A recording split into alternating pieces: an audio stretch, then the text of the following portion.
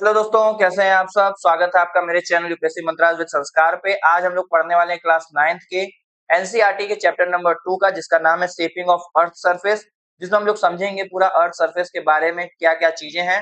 फिर ये पूरी जो एनसीईआरटी है वो बेस्ड होने वाली है नए सिलेबस के बेसिस पे, क्योंकि आपको पता है पूरा सिलेबस एनसीईआरटी का चेंज हो चुका है। तो आने वाले समय में यूपीएससी हो, चाहे पीसीएस हो, चाहे एसएससी का एग्जाम हो, या फिर चाहे सीबीएसई का एग्जाम हो, इन सब के लिए क्या है, ये सीरीज जो है वो जरूरी होने वाली है। इस प्लेलिस्ट में जाके एनसीईआरटी क्लास 9 के नाम से प्लेलिस्ट होगी, पूरी वीडियो जो है वो देखना जरूरी है, मैंडेटरी है। तो सबसे पहले इंट्रोडक्शन से शुरू करेंगे कि सर ये बताइए कि ये शेपिंग ऑफ अर्थ सरफेस है क्या और क्या पूरा मामला है। इसको हम लोग समझते हैं कि शेपिंग ऑफ अर्थ सरफेस है क्या और क्या क्या चीजें जो है हमें इसमें पढ़नी है, जो जरूरी है हमारे लिए एग्जाम के लिए जरूरी है। तो समझिए, शेपिंग ऑफ अर्थ सरफेस ये हमें बताता है कि अर्थ को जब हम देखते हैं जनरली, तो हमें दो तीन बात रियलाइज होती है। एक ये कि क्या अर्थ पहले से ही ऐसे था, या फिर कुछ घटनाएं हुई जिसकी वजह से अर्थ जो है वो बदल गया। आज जो हमें ये अर्थ नजर आता है, डिफरेंट डिफरेंट जो कॉन्टिनेंट नजर आते हैं, क्या ये कॉन्टिनेंट जो थे ये पहले भी ऐसे थे, या पहले कोई और इनका शेप बाद में दूसरे शेप हो गए। तो इसको हम लोग समझेंगे। दूसरा, आप कभी ओशन देखे होंगे, अगर देखे होंगे रियलिटी में तो ठीक है, नहीं भी देखे होंगे तो मूवी में, सिनेमाज में, इन सब में देखे ही होंगे। ओशन फ्लोर जब भी आप देखे होंगे तो ओशन फ्लोर देखने से क्या लगता है बाहर से, कि नीचे जो है, मान लीजिए ये ऊपर पानी है और नीचे का जो भी सरफेस है वो क्या है, पूरा बराबर है। बॉटम से क्या है, नीचे सरफेस ओशन बराबर है, लेकिन ऐसा नहीं होता। जैसे हमें जमीन के ऊपर माउंटेन देखने को मिलता है, ठीक है, हिल्स रिवर देखने को मिलता है, ठीक है, रिचेस देखने को मिलते हैं, रिचेस मतलब चेन्स ऑफ माउंटेन देखने को मिलते हैं। वैसे ही आपको इसके अंदर, पानी के अंदर, ओशन के अंदर भी डिफरेंट डिफरेंट जो है वो लैंडफॉर्म देखने को मिलेंगे। तो ऐसा नहीं है कि हमारा जो बॉटम होता है, ओशन के नीचे जो चीजें होती है वो प्लेन सरफेस, ऐसा नहीं है। इस अर्थ सरफेस में हम लोग पूरा जो है यही कॉन्सेप्ट अपना पढ़ेंगे कि क्या ये पूरा अर्थ सरफेस के बारे में बताएगा, कैसे क्या क्या चीजें थी, क्या क्या चीजें हुई, प्लेट टेक्टोनिक क्या है, उसमें कैसे कैसे मूवमेंट होते हैं, वेदरिंग क्या है, इरोजन क्या है। फिर हम लोग समझेंगे कि अर्थ के इंटीरियर्स में क्या होते हैं। इसके अलावा हम लोग समझेंगे कि अलग अलग जो लैंडफॉर्म बनते हैं, रिवर से लैंडफॉर्म बनता है, ग्लेशियर से बनता है, ओशन से बनता है। अच्छा, ये जो लैंडफॉर्म वाला टॉपिक है ये बहुत जरूरी है, इसलिए मैं बता रहा हूँ, क्योंकि ये लैंडफॉर्म वाले टॉपिक का इंपॉर्टेंट इसलिए समझिए क्योंकि पहले जो ये लैंडफॉर्म वाला टॉपिक था ये क्लास 11th में था। जब आप क्लास 11th की एनसीईआरटी पढ़ेंगे, या नहीं पढ़े हैं तो कभी देखे होंगे, कभी किताब उठाइएगा ओल्ड एनसीईआरटी, तो क्लास 11th की ओल्ड एनसीईआरटी के ज्योग्राफी में आपको लैंडफॉर्म चैप्टर मिलेगा। वो लैंडफॉर्म इन्होंने क्लास 9th में डाल दिया है। तो इसीलिए अब क्लास 9th क्या हो गया, हमारे लिए बहुत ही जरूरी हो गया है। तो एक एक टॉपिक करते हुए पूरे जो है चैप्टर को हम लोग इसमें खत्म कर देंगे। बस मेरे साथ क्या करना है, एंड तक बने रहना। अच्छा, वीडियो मिस नहीं करना है कि भैया थोड़ा देर देखे, 5 मिनट देख के छोड़ दिए कि अब समझ में नहीं आएगा। पूरा देखेंगे, वीडियो पूरा समझ में। अब बात करते हैं इंटीरियर ऑफ द अर्थ के बारे में। सबसे पहले कि जो आपको समझ में आया कि भैया ये हमारी अर्थ है, अब अर्थ के अंदर क्या क्या चीजें हैं, अर्थ के इंटीरियर में हमें क्या क्या चीजें देखने को मिलती हैं। तो सबसे पहले ये समझिए कि हमें पता कैसे चला कि अर्थ के अंदर क्या क्या है। उसको बोलते हैं सोर्सेस। क्या बोलते हैं? सोर्सेस। कौन कौन से ऐसे सोर्सेस हैं जिनकी वजह से हमें पता चला भैया अर्थ के अंदर ये है, अर्थ के अंदर ये है, अर्थ के अंदर ये है। जनरली अर्थ के अंदर क्या है, अर्थ के अंदर आपको पता है 3 लेयर होती है। कोर होता है, मेंटल होता है, फिर आते हैं क्रस्ट, फिर आते हैं क्रस्ट। तो ये जो कोर, मेंटल और क्रस्ट है, ये हमें कैसे पता चला कि ये कोर, मेंटल और क्रस्ट है? एक सॉलिड है, एक लिक्विड है, एक सेमी लिक्विड है, कैसे हमें पता चला? कुछ हमारे सोर्सेज होंगे, क्योंकि हम जो है बहुत ज्यादा डेप्थ तक जो है नीचे नहीं जा पाए, क्योंकि जैसे जैसे अर्थ में हम नीचे की तरफ मूव करते रहते हैं वैसे वैसे जो है टेम्परेचर बढ़ जाता है, प्रेशर बढ़ जाता है, और टेम्परेचर प्रेशर बढ़ जाने की वजह से हम बहुत ज्यादा डिगिंग जो है वो नहीं कर पाते हैं। तो वही हम लोग समझेंगे कि कौन कौन से सोर्सेज है सबसे पहले, जिनसे हमें अर्थ के इंटीरियर के बारे में पता चला कि अर्थ के अंदर क्या क्या चीजें हमें मिलती हैं और कौन कौन से फॉर्म में मिलती हैं। तो समझिए, दो सोर्सेज होते हैं अर्थ के अंदर, अर्थ के इंटीरियर को पता करने के लिए। एक होते हैं डायरेक्ट सोर्स, एक क्या है, एक है डायरेक्ट सोर्स, और एक होते हैं इनडायरेक्ट सोर्स। क्या है? Indirect source. जैसे नाम से ही लग रहा है डायरेक्ट सोर्स। डायरेक्ट सोर्स मतलब वो जो हमें डायरेक्ट इंफॉर्मेशन देता हो। जैसे डायरेक्ट इंफॉर्मेशन हमें कैसे मिलता है, जैसे मान लीजिए कि आपने कोई डिगिंग की, ठीक है, आपने कोई गड्ढा खोदा। तो जब आपने डिगिंग शुरू की तो आपने गड्ढा खोदा, तो गड्ढा खोदते खोदते आपको क्या हो गया, डायरेक्ट इंफॉर्मेशन मिल गया कि हाँ भैया ये चीजें हमें मिलती हैं। ये क्या हो गए, डायरेक्ट सोर्सेज हो गए। ठीक है, अब मान लीजिए डायरेक्ट सोर्स हो गया। दूसरा डायरेक्ट सोर्स हमें देखने को मिलता है मिटियोर्स। मिटियोर्स क्या होते हैं सर? मिटियोर्स जो होते हैं, जिनको हम लोग टूटता तारा बोलते हैं, वही क्या है, मिटियोर्स है। ये जो टूटते तारे हैं, जब अर्थ के सरफेस पे आ जाते हैं तो उसको मेटेरॉइड बोलते हैं। जब ये हमें कहीं मिलता है तो इसका स्ट्रक्चर और अर्थ के सरफेस का स्ट्रक्चर, अर्थ के इंटीरियर का स्ट्रक्चर सेम है। तो ये भी हमें इंफॉर्मेशन दे देता है कि भैया डायरेक्ट सोर्सेज में क्या क्या चीजें हैं, कैसे हमें चीजें मिलती हैं। दूसरी बात। तीसरी बात, अगर इनडायरेक्ट सोर्सेज की बात करूं तो इनडायरेक्ट सोर्सेज में, अच्छा डायरेक्ट सोर्स में एक और है वॉल्केनिक इरप्शन। क्या है? वॉल्केनिक इरप्शन है। वॉल्केनिक इरप्शन का मतलब क्या होता है? सर जो भी वॉल्केनो के अंदर से निकल रहा है, वॉल्केनो फटा, अंदर से निकला तो अर्थ के अंदर ही से निकला ना, तो ये भी हमारे पास क्या है? डायरेक्ट इन्फॉर्मेशन हमें ये देता है। तो याद रखना है डायरेक्ट सोर्स में हम लोग डिगिंग कर सकते हैं। अच्छा, डिगिंग की अगर बात करें तो मैक्सिमम जो अभी तक हम डिगिंग कर पाए वो सिर्फ 12 किलोमीटर ही कर पाए, इससे ज्यादा नहीं। अब समझिए डिगिंग से हमें इन्फॉर्मेशन मिल जाती है, मीटियोर से मिल जाते हैं, वॉल्केनिक इरप्शन से मिल जाते हैं। फिर आते हैं इनडायरेक्ट सोर्सेज। इनडायरेक्ट सोर्सेज वो सोर्सेज हैं जो कि डायरेक्ट हम लोग जिनको नहीं समझ पाते हैं, लेकिन कुछ तरीके हैं जिनके थ्रू हम इनको समझ पाते हैं। उसमें सबसे है सिस्मिक वेव। क्या है? Seismic seismic wave. जब भी अर्थक्वेक होता है, जब भी क्या होता है? अर्थक्वेक आते हैं, अर्थक्वेक आने की वजह से क्या होता है? एक वेव निकलता है। क्या निकलते हैं? एक वेव निकलते हैं। उन्हीं वेव को हम लोग बोलते हैं सिस्मिक वेव। तो इस वेव की, सिस्मिक वेव की स्टडी से भी हम लोग समझ पाते हैं कि अर्थ के अंदर क्या क्या चीजें, अर्थ के अंदर क्या क्या चीजें हैं। जैसे कि अगर मान लीजिए देखिए सिस्मिक वेव अगर ये आता है तो ये सिस्मिक वेव जो है वो दो टाइप के होते हैं। एक होता है पी सेव, पी वेव इसको बोलते हैं। एक होता है पी वेव, एक होता है एस वेव। ठीक है, पी वेव जो है वो प्राइमरी वेव है, एस वेव जो है वो सेकेंडरी वेव होती है। मतलब अर्थ के सरफेस से सबसे पहले कौन सी आएगी? पी वेव आएगी। दूसरे नंबर पे जो रीच करेगी वो कौन सी होगी? सेकेंडरी वेव होगी। अच्छा, सेकेंडरी वेव की खास बात ये है कि ये फ्लो होती है सिर्फ सॉलिड से, सिर्फ जो सॉलिड मटेरियल रहेगा सिर्फ उसी से फ्लो होगी। लेकिन पी वेव जो है वो ऑल मटेरियल से क्या होगी? फ्लो होगी, चाहे सॉलिड हो, चाहे लिक्विड हो, चाहे गैस, तीनों से वेव से फ्लो होगी। तो इस सिस्मिक वेव की स्टडी करके हम समझ पाते हैं कि अर्थ के इंटीरियर में क्या है। साथ में आपको पता है कि अर्थ में जैसे जैसे हम नीचे की तरफ जाते रहते हैं टेम्परेचर क्या होता रहता है? बढ़ता रहता है। तो इस टेम्परेचर की स्टडी हम लोग करते हैं। फिर हम लोग प्रेशर की स्टडी करते हैं। तो टेम्परेचर की स्टडी, प्रेशर की स्टडी, सिस्मिक वेव की स्टडी, ये सब क्या है? इनडायरेक्ट सोर्सेज है। और कुछ क्या हमारे पास डायरेक्ट सोर्सेज है। इन सब को देखते हुए हम बता पाए, स्टडी कर पाए कि भैया अर्थ के अंदर में ये चीजें जो है वो मिलती हैं। तो ये तो हो गए हमारे सोर्सेज। अब हम लोग बात करते हैं कि अर्थ के अंदर मिलती क्या क्या चीजें हैं। तो इंटीरियर अर्थ में तीन चीजें होती हैं जो सबसे इंपॉर्टेंट होती हैं। एक होता है कोर। एक क्या होता है? कोर होता है। देखते रहेंगे इसको साथ में। एक सबसे इंपॉर्टेंट क्या होता है? कोर है। क्या है? कोर है। एक यहाँ पे बनाऊंगा, फिर एक यहाँ पे बनाऊंगा। ठीक है, कोर, मेंटल और एक रहेगा क्रस्ट। तो समझिए तीन चीजें रहती हैं, कोर, मेंटल और क्रस्ट। 2 मिनट। एक रहेगा कोर, एक रहेगा मेंटल और एक रहेगा क्रस्ट। वो क्रस्ट जो है वो सबसे क्या है? ऊपर वाला पार्ट है। क्या है? ऊपर वाला पार्ट है। मेंटल जो है वो क्या है? बीच वाला पार्ट है। तो बीच वाले पार्ट को क्या बोल रहे हैं? मेंटल बोल रहे हैं। और इन एकदम इंटीरियर में अर्थ के जो हमें मिलता है वो क्या होता है? कोर होता है। क्या होता है? कोर। तो ये तीन चीजें हमें देखने को मिलती हैं, क्रस्ट, मेंटल और कोर। पहली चीज, कोर में भी दो चीजें हमें देखने को मिलती हैं। एक होता है इनर कोर, एक होता है आउटर। एक होता है इनर कोर, एक होता है आउटर कोर।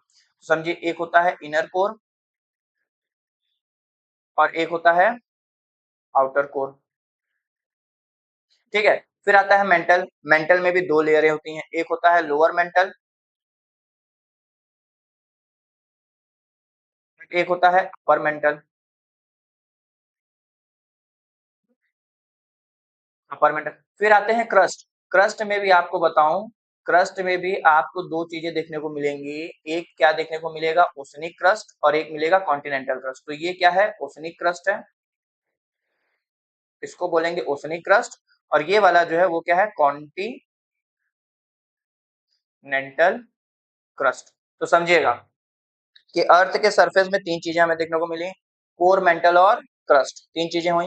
कोर में दो चीजें हैं, inner core, outer core. Mental में दो है, लोअर मेंटल, अपर मेंटल। फिर ऊपर क्रस्ट में भी दो चीजें आती हैं, एक होता है कॉन्टिनेंटल क्रस्ट, एक होता है ओशनिक क्रस्ट। अब हम लोग समझते हैं कौन से सॉलिड फॉर्म में, कौन से लिक्विड फॉर्म में, किसका क्या स्ट्रक्चर है।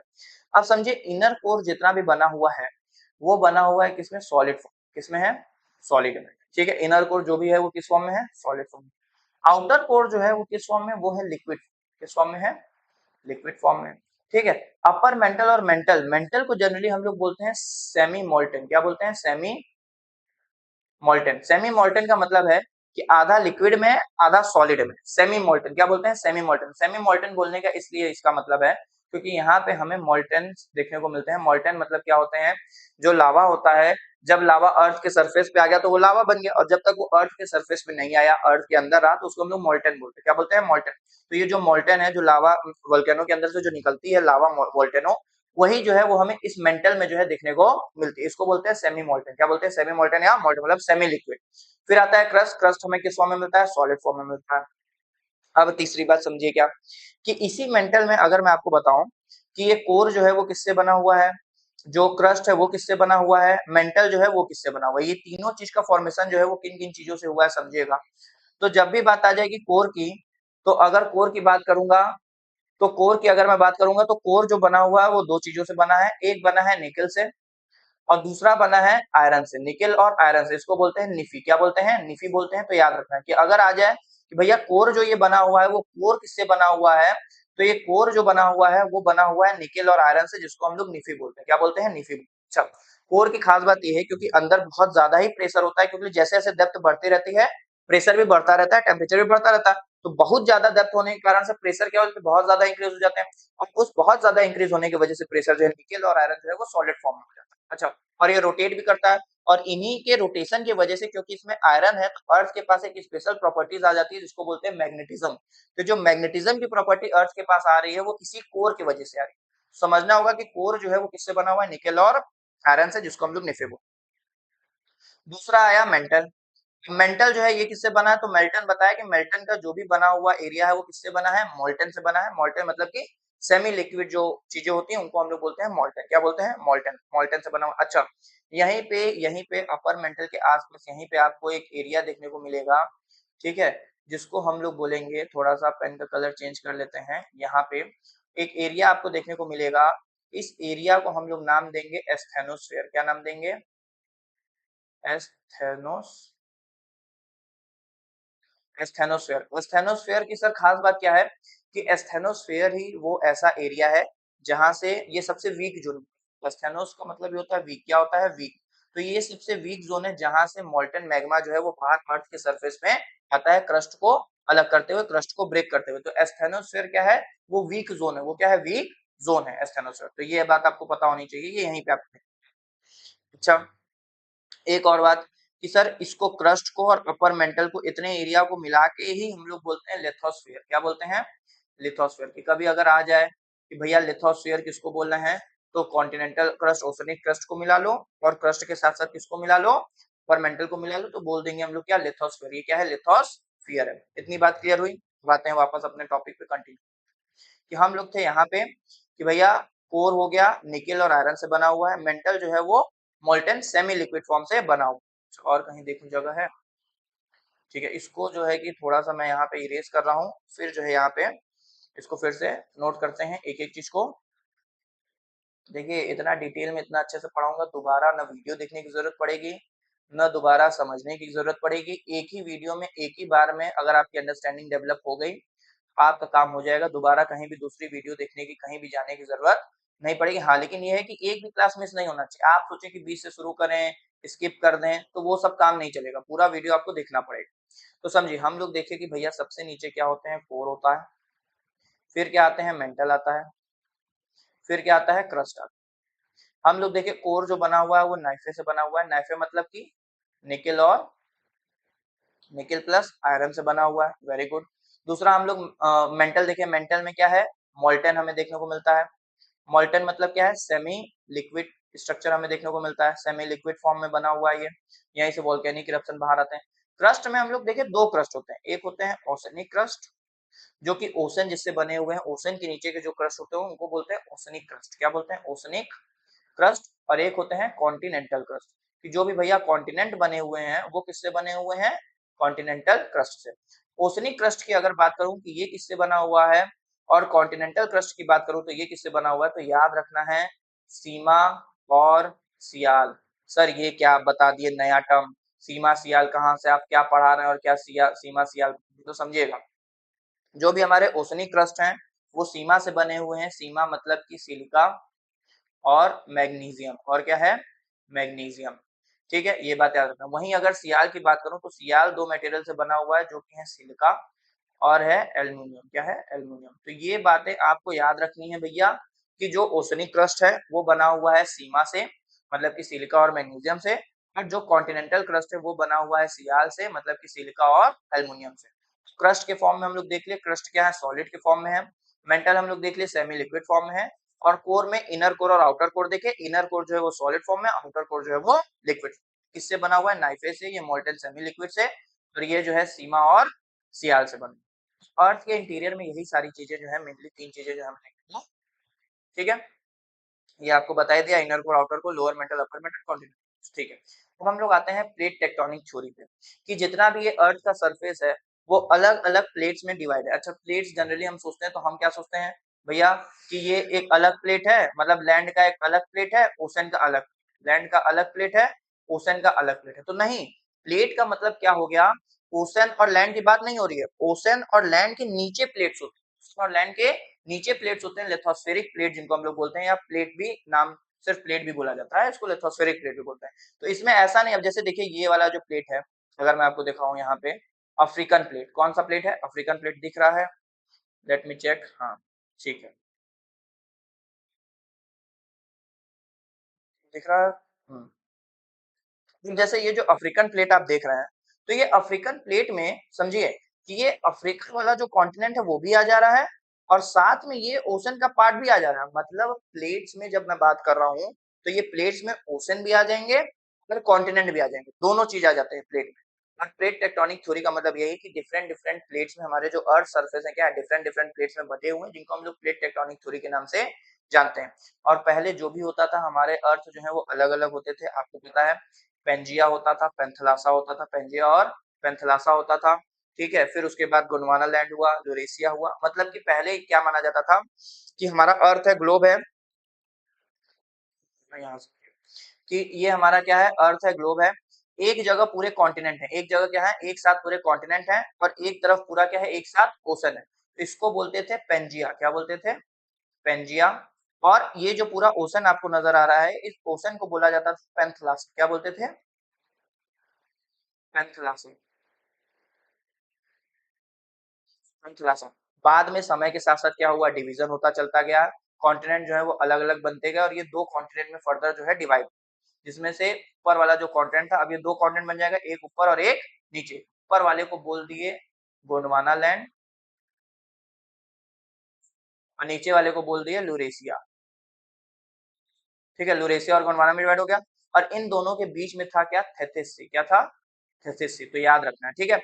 आगे अगर हम लोग इसमें बात करें कि हम लोग जो पढ़ रहे हैं कि प्लेट टेक्टोनिक क्या है, तो प्लेट टेक्टोनिक यही है कि डिफरेंट डिफरेंट क्या है, लिथोस्फेरिक प्लेट है, उसके ऊपर ये कॉन्टिनेंट भी है और ओशन भी है, दोनों है। और इन्हीं का जब प्लेट्स के मूवमेंट होते हैं तभी तो भैया अर्थक्वेक आती है। जब भी ये प्लेट मूवमेंट होगा, आपस में प्लेट टकराएंगे, तो उनसे एक वेव निकलेगी, एक एनर्जी निकलेगी, वही वेव एनर्जी किसका फॉर्म लेगी, अर्थक्वेक के फॉर्म में बाहर आएगी, जो हमें अर्थक्वेक क्या कराती है, फील कराती है।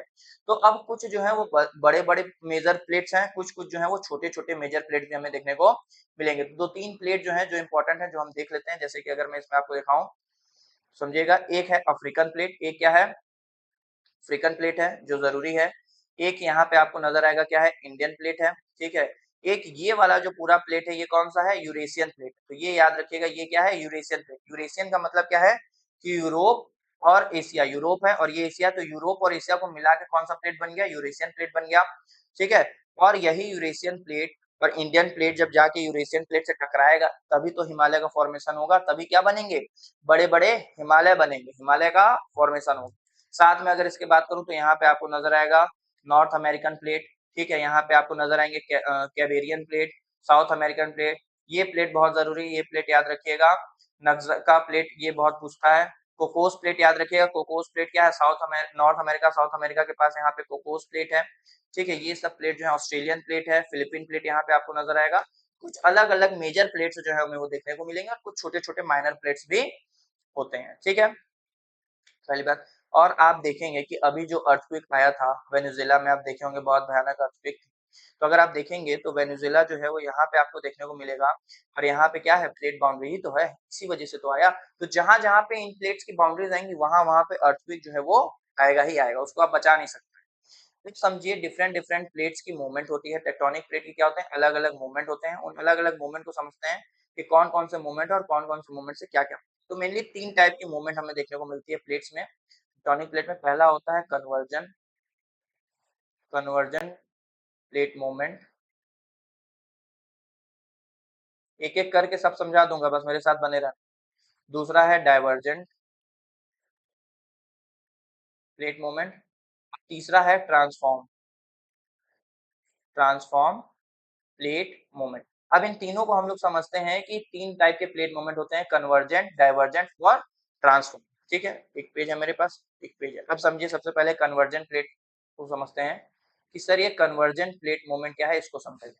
मान लीजिए एक प्लेट यहाँ पे है और एक प्लेट क्या है यहाँ पे। दो प्लेट है हमारे पास, एक प्लेट इधर है, एक प्लेट इधर है। ठीक है, ये प्लेट ए है और ये क्या है, प्लेट नंबर बी है। दो प्लेट है। अब ये प्लेट जो है वो इधर मूव कर रहा है। अच्छा, मूवमेंट क्यों हो रही है? क्योंकि इसके अंदर क्या हो रहे हैं, कन्वेंशनल करंट है। क्या है इसके अंदर? कन्वेंशनल करंट है। मैग्मा है जो क्या कर रहा है, लगातार मूव कर रहा है। उस मैग्मा के मूवमेंट की वजह से ये जो प्लेट्स हैं ये भी क्या होंगे, आपस में मूव होंगे। तो अंदर इसके कन्वेंशनल करंट चल रही है, इसीलिए ये प्लेट क्या हो रहे हैं, लगातार मूव हो रहे हैं।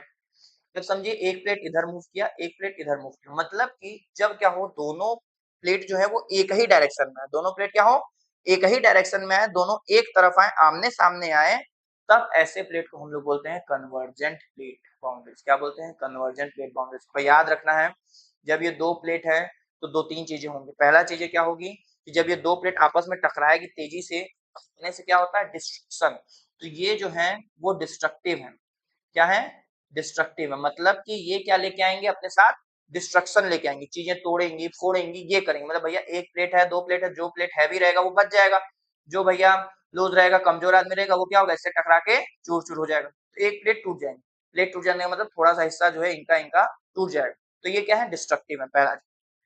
दूसरा चीज है, जब ये दोनों प्लेट आपस में आएंगे तो कन्वर्ज होने के बाद एक प्लेट क्या हो जाएगी, दूसरे प्लेट के ऊपर चढ़ जाएगी। एक प्लेट दूसरे प्लेट के ऊपर चढ़ जाएगी। मतलब कि अगर मैं इसका दूसरा इमेज बनाऊं, एक प्लेट हमारे पास ये थी और एक प्लेट हमारे पास ये वाली जो थी, ये वाली मान लीजिए चली गई नीचे। ये वाली प्लेट कहाँ चली गई, नीचे चली गई। और ये वाली नीचे चली गई, तो ये वाली कहाँ चली गई, तो यहाँ पे आपको क्या मिल गया, माउंटेन्स बन गए। क्या बन गए, माउंटेन्स बन गए। तो जो माउंटेन्स का फॉर्मेशन हम लोग देखते हैं वो जनरली किससे हो रहा है, कन्वर्जेंट प्लेट बाउंड्री से हो रहा है।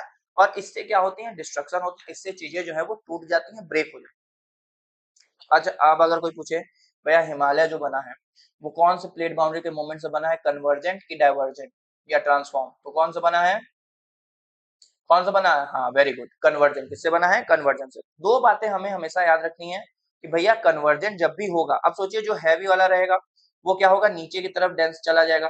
नीचे की तरफ जब वो जाएगा तो नीचे क्या है, मैग्मा है। मैग्मा उसको क्या करेगा, मेल्ट कर देगा। क्या करेगा, पिघला देगा। तो नीचे वो क्या कर देगा, पिघल जाएगा। तो कोई भी चीज ये माना जाता है कि अर्थ सरफेस जैसे जितनी पहले थी उतनी ही अभी है, मतलब जितनी बन रही है उतनी क्या हो रही है, डिस्ट्रॉय हो रही है। जितनी बन रही है उतनी ही डिस्ट्रॉय हो रही है। लेकिन जनरली हमें दो बातें याद रखनी है कन्वर्जन प्लेट से। पहला कि ये दोनों जो प्लेट का मूवमेंट है वो क्या है, सेम डायरेक्शन में होता है। ये ए है और ये बी है, सेम डायरेक्शन में है। दूसरा, ये जनरली क्या होती है, डिस्ट्रक्टिव इन नेचर होती हैं, मतलब चीजें तोड़ते फोड़ती हैं, इसके लिए रिस्पॉन्सिबल है। तीसरा भैया एग्जाम्पल याद रखना है कि जो भी माउंटेन बनता हुआ हमें नजर आता है वो हमें इसी प्लेट बाउंड्री से नजर आता। अब आते हैं डाइवर्जेंट प्लेट बाउंड्री से कि सर आप डाइवर्जेंट प्लेट बाउंड्री बता दीजिए। डाइवर्जेंट प्लेट बाउंड्री क्या है? तो डाइवर्जेंट प्लेट बाउंड्री का मतलब क्या हो गया कि भैया एक प्लेट ये है और एक प्लेट क्या है, ये एक बी है और ये क्या है, ए। अब ये इधर जा रहा है प्लेट और ये कहाँ जा रहा है, इधर जा रहा है। मतलब अब दोनों का डायरेक्शन क्या हो गया, अपोजिट हो गया। दोनों का डायरेक्शन क्या हो गया, अपोजिट हो गया। एक प्लेट जो है वो इस तरफ मूव कर रहा है और दूसरा प्लेट जो है वो उस तरफ मूव कर रहा है। दोनों प्लेट क्या हो रहा है, अपोजिट डायरेक्शन में। जब भी प्लेट्स अपोजिट डायरेक्शन में जाएंगे, यहाँ पे, अच्छा यहाँ पे जो ये माउंटेन बना है, आपको पता है माउंटेन के भी अलग अलग टाइप होते हैं, जैसे फोल्ड माउंटेन हो गया, ब्लॉक माउंटेन हो गया, वोल्केनिक माउंटेन हो गया। तो यहाँ पे जो माउंटेन बन रहा है कन्वर्जेंट वाले में, याद रखना है फोल्ड माउंटेन बनेगा। कौन सा माउंटेन बनेगा, फोल्ड माउंटेन। ठीक है, अब ये दोनों प्लेट इधर उधर चले गए। जब दोनों प्लेट इधर उधर चले गए भैया, नीचे सर आप बता रहे थे मैग्मा है। क्या है, मैग्मा है। इसको जगह मिली आने की, ये क्या करेगा, धीरे से बाहर आ जाएगा यहाँ पे। और यहाँ पे आगे क्या हो जाएगा, जैसे ही बाहर आएगा टेम्परेचर कम हो जाएगा, ये क्या हो जाएगा, सॉलिडिफाई, क्या हो जाएगा, जम जाएगा। तो जम गया तो एक नया लैंडमास बन गया, एक नया सरफेस बन गया। इसीलिए डाइवर्जेंट प्लेट बाउंड्री जो है ये रिस्पॉन्सिबल है क्रिएशन के लिए। मतलब कि ये क्या करते हैं, लैंडफॉर्म को क्रिएट करते हैं। तो दूसरा पॉइंट जो याद रखना है डाइवर्जेंट में कि भैया डायरेक्शन अलग अलग होता है। दूसरा कि जब डायरेक्शन अलग अलग हो गया तो बीच में गैप हो गया, रिफ्ट हो गया, खाली जगह हो गया, उस खाली जगह से मैग्मा भाई बाहर निकल जाते हैं। और मैग्मा जब बाहर निकल जाता है तो क्या हो जाता है, क्रिएशन हो जाता है। किसका हो जाता है, क्रिएशन। अब समझिए यहाँ पे दो तीन चीजें इससे बनती हैं, एक प्लेट इधर गई, एक प्लेट इधर गई, यहाँ बन गया रिफ्ट, यहाँ हो गया गड्ढा। मान लीजिए यहाँ पे जो चीजें थी वो खसक के हो गई नीचे। मतलब अब सिनेरियो ऐसा हो गया कि एक ब्लॉक यहाँ मिलेगा आपको, ठीक है, अगर मैं इसको ऐसे बनाऊं, समझिएगा, एक ब्लॉक यहाँ आपको मिला, एक ब्लॉक ये था, और एक ब्लॉक ये था, तीनों सब ब्लॉक में थे, ये इधर भागा, ये इधर भागा, उसके वजह से ये वाला जो ब्लॉक था वो नीचे आ गया। मतलब कि दिख रहा है कि नहीं? यहाँ पे देखिए, अब कैसे बनेगा जब डाइवर्जेंट होगा, तो ये ऐसे और ये ऐसे बने। अब जब यहाँ आप खड़े होंगे, आपके लिए ये क्या हो गया भैया? माउंटेन हो गया। क्या हो गया? माउंटेन। लेकिन ये माउंटेन जो है ये फोल्ड नहीं है, ये किस फॉर्म में आपको नजर आ रहा है? ब्लॉक के फॉर्म। किसमें नजर आ रहा है? ब्लॉक के फॉर्म में। तो दूसरी बात याद रखनी है कि इससे जो माउंटेन बनते हैं वो कौन सा माउंटेन बनते हैं सर? वो ब्लॉक माउंटेन्स बनते हैं। कौन से माउंटेन बनते हैं? ब्लॉक माउंटेन्स बनते हैं। अच्छा, ब्लॉक माउंटेन के साथ साथ मान लीजिए ये खाली एरिया, अब ये कौन सा एरिया है? खाली एरिया है, स्पेस है बिल्कुल। अब यहाँ पे पानी बरसे, जैसे ही पानी बरसेगा, मान लीजिए पानी बरस रहा है या कोई लेक है आसपास या कोई पॉन्ड है, उससे पानी आ रहा है, ये सब पानी पूरा क्या आ जाएगा? यहाँ आ जाएगा। ये बना देगी रिफ्ट वैली। क्या बना देगी? Rift valley. Rift valley, rift मतलब होता है खाड़ी, खाड़ी हो गया और पानी आ गया तो क्या बन गया? वैली बन गया। इससे बन जाता है रिफ्ट वैली। दूसरा इसका एग्जाम्पल याद रखना है, रिफ्ट वैली। और सर इंडिया में कोई एग्जाम्पल है क्या बहुत अच्छा रिफ्ट वैली का? एक बार याद धरा दीजिए, एक बार याद नहीं आ रहा है मुझे तो मैं बताऊंगा सर, वो है नर्मदा। वो क्या है? नर्मदा रिवर जो है आपकी, वो एक रिफ्ट वैली का बहुत ही अच्छा एग्जाम्पल है कि नर्मदा वैली जो है वो क्या है? रिफ्ट वैली के थ्रू ही बनी है। तो ये बातें याद रखनी है। दो बातें, कन्वर्जन से क्या हो रहा है? डिस्ट्रक्शन हो रहा है। एक बार फिर से देखते हैं, तुरंत तुरंत लिखूंगा 2 मिनट के अंदर, देखते हुए चलेंगे। हम लोग कॉन्सेप्ट पूरा क्लियर कर चुके हैं, कॉन्सेप्ट पूरा हम लोग समझ चुके हैं, ठीक है। बस तुरंत तुरंत जो है लिखूंगा और ये हमारा टॉपिक हो जाएगा कंप्लीट, ठीक है। वीडियो पूरा एंड तक देखे रहना है, मेरे साथ बने रहना है, ठीक है। ये नहीं कि बीच में छोड़कर चले जाए, समझिए। अब नहीं तो टॉपिक भी चला जाएगा आप लोग अगर बीच में कर। और अगर कोई डाउट रहेगा, कोई कुछ रहेगा, तो आप कमेंट सेक्शन में कमेंट कर दीजिएगा, हम लोग उसको डिस्कस कर लेंगे। अब समझिएगा यहाँ पे क्या चीजें हैं कि हम लोग पहला देखे थे कन्वर्जन। सर कन्वर्जन से दो चीज समझ में आया, एक तो उनका डायरेक्शन क्या होगा? सेम होगा। वो दोनों प्लेट जो है वो सेम डायरेक्शन में क्या करेंगी? मूव करेंगी। दूसरा बात मुझे ये समझ में आया कि ये क्या करेंगी? ये डिस्ट्रक्शन करेंगी। ये क्या करेंगी? डिस्ट्रक्शन करेंगी, मतलब कि डिस्ट्रक्टिव इन नेचर होंगी, डिस्ट्रक्शन। तीसरा इसका एग्जाम्पल मुझे ये समझ में आया कि फोल्ड माउंटेन जो है वो इसका बहुत अच्छा ही एग्जाम्पल हमें देखने को मिल। फिर है चौथा, दूसरा दूसरा आ जाता है divergent. Sir divergent plate boundary क्या है? इसका मूवमेंट जो होता है प्लेट्स का अपोजिट मूवमेंट होता है। कैसा मूवमेंट है? अपोजिट डायरेक्शन में दोनों प्लेट क्या कर रहे हैं? मूव कर रहे हैं। दूसरा अगर इससे बात बताऊं तो ये कैसा है? ये क्रिएशन करेगा, क्रिएशन के लिए, लैंडफॉर्म के लिए रिस्पॉन्सिबल है।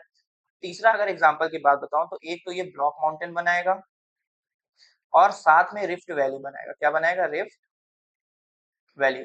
सर रिफ्ट वैली जब आप बताए कि रिफ्ट वैली का एग्जांपल नर्मदा है, और आपने बताया कि नर्मदा जो है ये दो ब्लॉक है, इस ब्लॉक के बीच में है, तो ये दोनों ब्लॉक तो कोई ब्लॉक माउंटेन होंगे, तो कौन से हैं?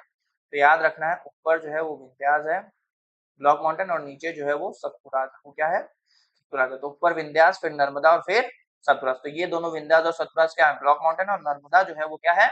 रिफ्ट वैली है, ठीक है। अब लोग हम आते हैं तीसरे टॉपिक की तरफ। जो तीसरा टॉपिक है हमारा वो है ट्रांसफॉर्म। क्या है? ट्रांसफॉर्म। ट्रांसफॉर्म में जनरली क्या हो रहा है? एक प्लेट ये है, एक प्लेट ये है, ना कोई इधर जा रहा है, ना कोई इधर जा रहा है, ना कोई सेम डायरेक्शन में आ रहा है, ऐसा कुछ नहीं। इसमें जनरली क्या हो रहे हैं? दोनों प्लेट बस आपस में आगे पीछे हो रहे हैं। आपस में क्या हो रहे हैं? आगे पीछे, अप डाउन कर रहे हैं, अप डाउन कर रहे हैं। मतलब कि ये प्लेट और ये प्लेट इधर उधर डायरेक्शन में मूव नहीं कर रहे हैं। मान लीजिए ये एक प्लेट है, ये एक प्लेट है, तो ना ऐसे जा रहा है ना ऐसे आ रहा है, ये बस आगे up down up down up down up down, ऊपर नीचे ये कर रहे हैं। इनके वजह से याद रखना है कि ये जब ट्रांसफॉर्म प्लेट बाउंड्रीज होती हैं तो इनके वजह से ना ही डिस्ट्रक्शन होता है, neither destructive in nature nor creation, कि भैया ना ही इससे कुछ क्रिएट हो पाता है, ना ही इससे कुछ डिस्ट्रक्शन हो पाता है। ये होता है ट्रांसफॉर्म प्लेट बाउंड्रीज। क्या होते हैं? Transform plate boundaries. तो ये तीन प्लेट बाउंड्रीज हम लोग पढ़े, कन्वर्जेंट, डाइवर्जेंट और ट्रांसफॉर्म। एक बार रिवाइज कर लेते हैं, देख लेते हैं क्या क्या चीजें हमने जो है आज की क्लास में कवर की है। तो हम सबसे पहले पढ़े कि इंट्रोडक्शन से कि क्या-क्या चीजें होती हैं, क्या-क्या चीजें हमें इसमें पढ़नी है। फिर हम अर्थ के इंटीरियर में देखे, कोर होता है, मेंटल होता है, क्रस्ट होता है, किन-किन चीजों से बना वो देखे थे। सोर्सेज हम लोग देखे थे, डायरेक्ट सोर्स, इनडायरेक्ट सोर्स, ये सब चीजें हम लोग देखे थे। उसके बाद हम लोग बात किए कि क्या-क्या चीजें किससे-किससे बनी हुई है, inner core, outer core, lower mental, upper mantle, continental oceanic crust, continental crust हम लोग देखे। फिर प्लेट टेक्टोनिक की थ्योरी देखे कि क्या होता है। सबसे पहले अलग-अलग था, फिर साथ में आया, फिर अलग हो गया, प्लेट बन गया, प्लेट टेक्टोनिक थ्योरी हो गया। इसमें फिर हम लोग देखे 3 प्लेट बाउंड्रीज होती हैं, कन्वर्जन, डाइवर्जन और ट्रांसफॉर्म। फिर इन तीनों को हम लोग एक-एक करके इनके फीचर्स के बारे में भी करें। अगर वेदरिंग की, तो वेदरिंग वर्ड सुनते ही आपके दिमाग में क्या आता है कि वेदरिंग क्या होती है और इरोजन क्या होता है। तो ये वेदरिंग वो वेदर वाला वेदर नहीं है जो आप समझ रहे हैं कि मौसम है, तो ये वेदरिंग वो वेदर मौसम वाला वेदर नहीं है। ये वेदरिंग और इरोजन जो है ये रिलेटेड है लैंडफॉर्म से। किससे रिलेटेड है? लैंडफॉर्म से। कोई भी चीज जो बनता है, कोई भी चीज जो बन रहा है, लैंडफॉर्म, लैंडफॉर्म का मतलब डिफरेंट डिफरेंट चीजें जो बन रही हैं उनको हम लोग लैंडफॉर्म बोलते हैं। जैसे रिवर है, ठीक है, डेल्टा है, केव है, पहाड़ है, माउंटेन है, तो ये सब लैंडफॉर्म का हिस्सा। तो ये जो भी लैंडफॉर्म बन पा रहा है ये पॉसिबल तभी हो पा रहा है जब क्या हो रहा है? वेदरिंग हो रहा है। क्या हो रहा है? वेदरिंग हो रहा है। और वेदरिंग इरोशन इसका बहुत अच्छा पार्ट है। तो सबसे पहले हम लोग डिस्कस करते हैं कि वेदरिंग क्या होती है। समझिए, कोई भी लैंडफॉर्म बन रहा है तो उसमें यही 3-4 चीजें होती हैं। सबसे पहले उसमें वेदरिंग होता है, वेदरिंग होने के बाद उसमें इरोजन होता है, इरोजन होने के बाद उसमें सर इरोजन के बाद ट्रांसपोर्टेशन होता है,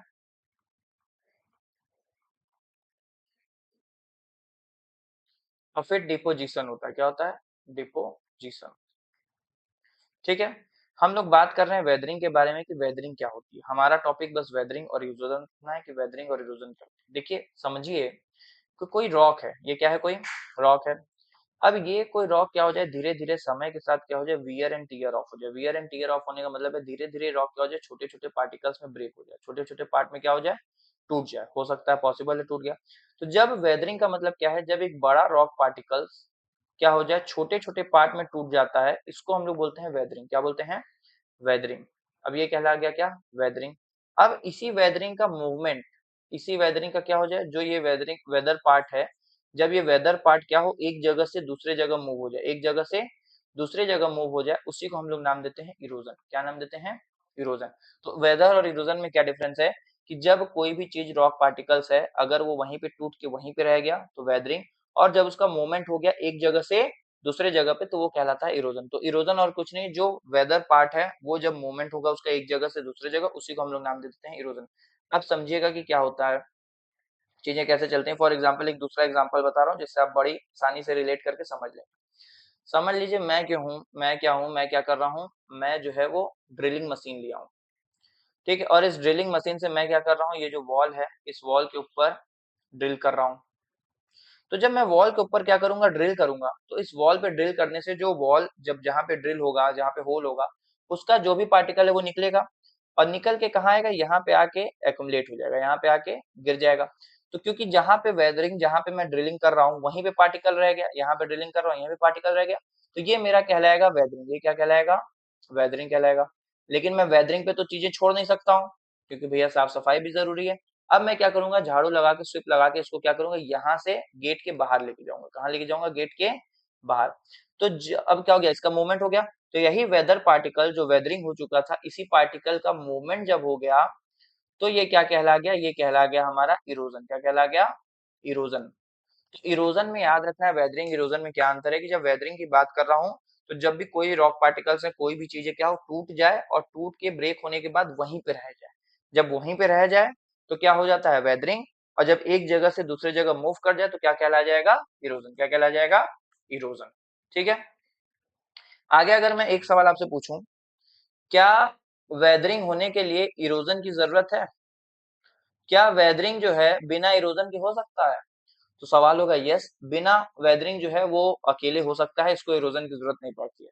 लेकिन अगर मेरा सवाल हो क्या इरोजन जो है वो अकेले हो सकता है, तो जवाब होगा नो, कि इरोजन जो है वो अकेले नहीं हो सकता है, क्योंकि वेदरिंग क्या है? स्टेप 1 है, और हम जब भी आएंगे स्टेप 1 के बाद कहाँ आएंगे? स्टेप 2 पे। डायरेक्ट कभी भी स्टेप 2 पे हम मूव नहीं कर सकते हैं। मैं कहूँ कि डायरेक्ट जो मटेरियल है वो एक जगह से दूसरी जगह डिपॉजिट हो जाए। भाई एक जगह से दूसरी जगह डिपॉजिट तब ना होगा जब वो टूटेगा, और जब टूटेगा तो वही तो वेदरिंग है। तो वेदरिंग के बिना इरोजन जो है वो पॉसिबल नहीं होने वाला है। ये बात आपको याद रखना है कि अगर इरोजन होना है तो वेदरिंग पहला स्टेप है, जब तक वेदरिंग नहीं होगा तब तक इरोजन पॉसिबल नहीं है। अब जो भी इरोडेड पार्टिकल रहेगा वो जाके कहीं क्या हो जाएगा, डिपॉजिट हो जाएगा, कहीं जाके एक्यूमुलेट हो जाएगा, इकट्ठा हो जाएगा। तो हम इसको नाम दे देंगे डिपोजिशन। क्या नाम दे देंगे? डिपोजिशन नाम दे देंगे। तो वेदरिंग हो गया, जब रॉक पार्टिकल्स टूट गए, जब एक जगह से दूसरे जगह मूव किए तो इरोजन हो गया, जब जाके कहीं डिपॉजिट कर दिए तो क्या हो गया? डिपोजिशन हो। अब डिफरेंट डिफरेंट टाइप्स की वेदरिंग होती है, समझिएगा। मेनली 3 टाइप की जो है वो वेदरिंग हमें देखने को मिलती है। एक होता है फिजिकल वेदरिंग, एक होता है फिजिकल वेदरिंग, एक होता है बायोलॉजिकल वेदरिंग, और एक होता है केमिकल वेदरिंग। क्या होता है? केमिकल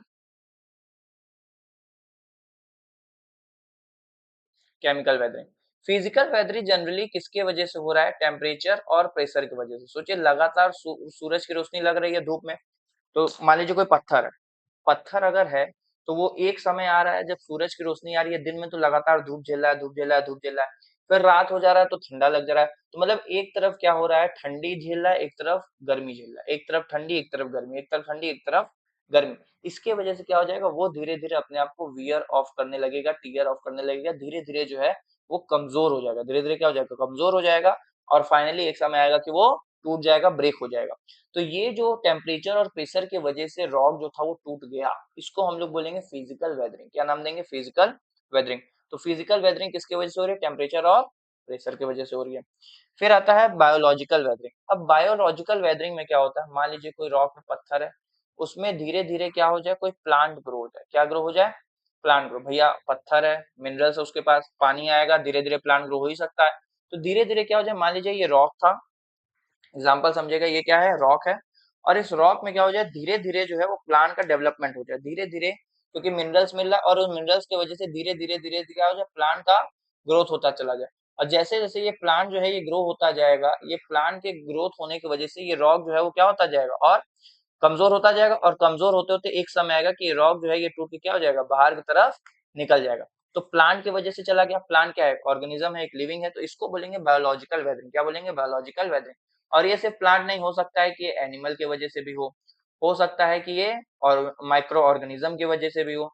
तो माइक्रो ऑर्गेनिज्म की वजह से भी हो सकता है, या फिर प्लांट की वजह से भी हो सकता है, और एनिमल की वजह से भी हो सकता है। तो ये जो वेदरिंग हो रही है इसको हम लोग बोलेंगे बायोलॉजिकल वेदरिंग। क्या नाम देंगे? Biological weathering. और फिर तीसरा आता है केमिकल वेदरिंग। केमिकल वेदरिंग में क्या होगा? मान लीजिए जैसे ये रॉक है, अब ये रॉक में यहाँ पे छोटा सा होल था, यहाँ पे आ गया पानी। क्या आ गया? पानी। अब ये पानी धीरे धीरे क्या होगा? जब ठंडा होगा तो क्या करेगा? अपने आप को एक्सपेंड करेगा, एक्सपेंड करेगा, बर्फ जमेगा, फ्रीज होगा तो एक्सपेंड करेगा, फिर वापस से लिक्विड बनेगा तो फिर कॉन्ट्रैक्ट करेगा, फिर एक्सपेंड करेगा, फिर कॉन्ट्रैक्ट, फिर धीरे धीरे क्या होगा? वो जो होल था, जो वो यहाँ पे गैप आपको नजर आएगा, वो धीरे धीरे गैप क्या होगा? बढ़ता हुआ नजर आएगा, और धीरे धीरे बढ़ते बढ़ते एक समय क्या करेगा कि इस रॉक को दो पार्ट में ब्रेक कर देगा, दो पार्ट में क्या कर देगा? ब्रेक कर देगा। और ये सिर्फ वाटर ही नहीं, बहुत सारे एसिड भी होते हैं, जैसे आपको पता है एसिड रेन। क्या है? एसिड रेन एक अच्छा एग्जांपल है। एसिड रेन में क्या होते हैं? डिफरेंट डिफरेंट केमिकल होते हैं, मेनली दो केमिकल होते हैं, नाइट्रोजन ऑक्साइड और सल्फर डाइऑक्साइड। इन दोनों की वजह से भी क्या होगा? रॉक का वियर एंड टियर ऑफ हो जाएगा, रॉक जो है वो कमजोर होके टूटने लगेगा। तो जब केमिकल की वजह से क्या हो जाए? रॉक कमजोर हो जाए और टूटने लग जाए, तो उसको हम लोग नाम देंगे केमिकल वेदरिंग। जब प्लांट एनिमल माइक्रोऑर्गेनिज्म की वजह से ब्रेक होगा तो बायोलॉजिकल वेदरिंग, और जब टेम्परेचर और प्रेशर की वजह से होगा तो वो कहलाएगा फिजिकल वेदरिंग। तो 3 टाइप की वेदरिंग होती है, फिजिकल वेदरिंग, बायोलॉजिकल वेदरिंग और केमिकल वेदरिंग। आगे अगर हम लोग बात करें कि भैया ये वेदरिंग जो है ये हो क्यों रहा है, इंपॉर्टेंस क्या है वेदरिंग, इंपॉर्टेंस ऑफ वेदरिंग, की वेदरिंग की जरूरत ही क्यों? क्योंकि समझिए, सबसे बड़ी बात है कि अगर वेदरिंग नहीं होगा तो इरोजन नहीं होगा। तो इरोजन होने के लिए जरूरी है कि क्या हो? वेदरिंग हो। और यही इरोजन तो है जो रॉक क्या हो रहा है, डिफरेंट डिफरेंट पार्ट में जब ब्रेक हो रहा है, टूट रहा है, तो वही डिफरेंट डिफरेंट रॉक ही क्या कर रहा है? Formation of soil. तो सॉइल का फॉर्मेशन कर रहा है। जो सॉइल का फॉर्मेशन हमें देखने को मिल रहा है, सॉइल जो बन रहा है वो किसके वजह से बन रहा है? जनरली रॉक से ही बन रहा है सॉइल। अब रॉक क्या हो रहा है? धीरे धीरे टूटा छोटे छोटे पार्ट में, फिर डिपॉजिट हुआ दूसरे जगह, फिर धीरे धीरे क्या बन गया? वो सॉइल बन गया। तो फॉर्मेशन ऑफ सॉइल जो हो रहा है किसकी वजह से? रॉक की वजह से। इरोजन जो हो रहा है किसकी वजह से हो रहा है? वेदरिंग की वजह से। और डिफरेंट डिफरेंट लैंडफॉर्म जो आपको नजर आते हैं कि बीच हो गए, लेक हो गए, ये सब चीजें, तो ये लैंडफॉर्म का फॉर्मेशन हो रहा है, ये भी किसकी वजह से हो रहा है? वेदरिंग की वजह से। चौथा इंपॉर्टेंट बात कि अब जब डिफरेंट डिफरेंट लैंडफॉर्म बनते हैं तो वो क्या बन जाते हैं? टूरिस्ट डेस्टिनेशन बन जाते हैं। तो ये जो टूरिस्ट डेस्टिनेशन में भी बहुत उपयोग होता है कौन सा, वेदरिंग। अगर वेदरिंग नहीं रहता तो ये जो टूरिस्ट डेस्टिनेशन हम लोग डिफरेंट डिफरेंट देख रहे हैं, क्या ये टूरिस्ट डेस्टिनेशन हमें मिल पाता है डिफरेंट डिफरेंट? तो टूरिस्ट डेस्टिनेशन जो हो पा रहा है ये भी किसकी वजह से हो पा रहा है, इसी वेदरिंग की वजह से। और पांचवा भैया की रॉक में क्या है, मिनरल्स, क्या है, मिनरल्स हैं। और यही मिनरल्स क्या हो रहे हैं, वापस से जाएंगे किसमें, लैंड में। और जब लैंड में जाएंगे तो लैंड फर्टाइल होगा, जिससे क्या होगा, एग्रीकल्चर, क्या होगा, एग्रीकल्चर। तो ये पांच जो है ये वेदरिंग के इंपॉर्टेंस है जो आपको पता होने चाहिए। डायरेक्ट एग्जाम में आते हैं इंपॉर्टेंस ऑफ वेदरिंग, तो आप यही यही लिखेंगे कि भैया इरोजन होने के लिए वेदरिंग का होना बहुत जरूरी है। दूसरा, वेदरिंग की वजह से रॉक फॉर्मेशन हो रहा है, डिफरेंट डिफरेंट लैंडफॉर्म बन रहे हैं, टूरिस्ट डेस्टिनेशन बन रहा है। और साथ में जो मिनरल्स कंपोजिशन है, जो मिनरल चेंज हो रहा है रॉक में से जो लैंड में आ जा रहा है, वो मिनरल्स भी किसकी वजह से आया, इसी वेदरिंग के वजह से। तो ये हो गया वेदरिंग का इंपॉर्टेंस। फिर आते हैं इरोजन के ऊपर।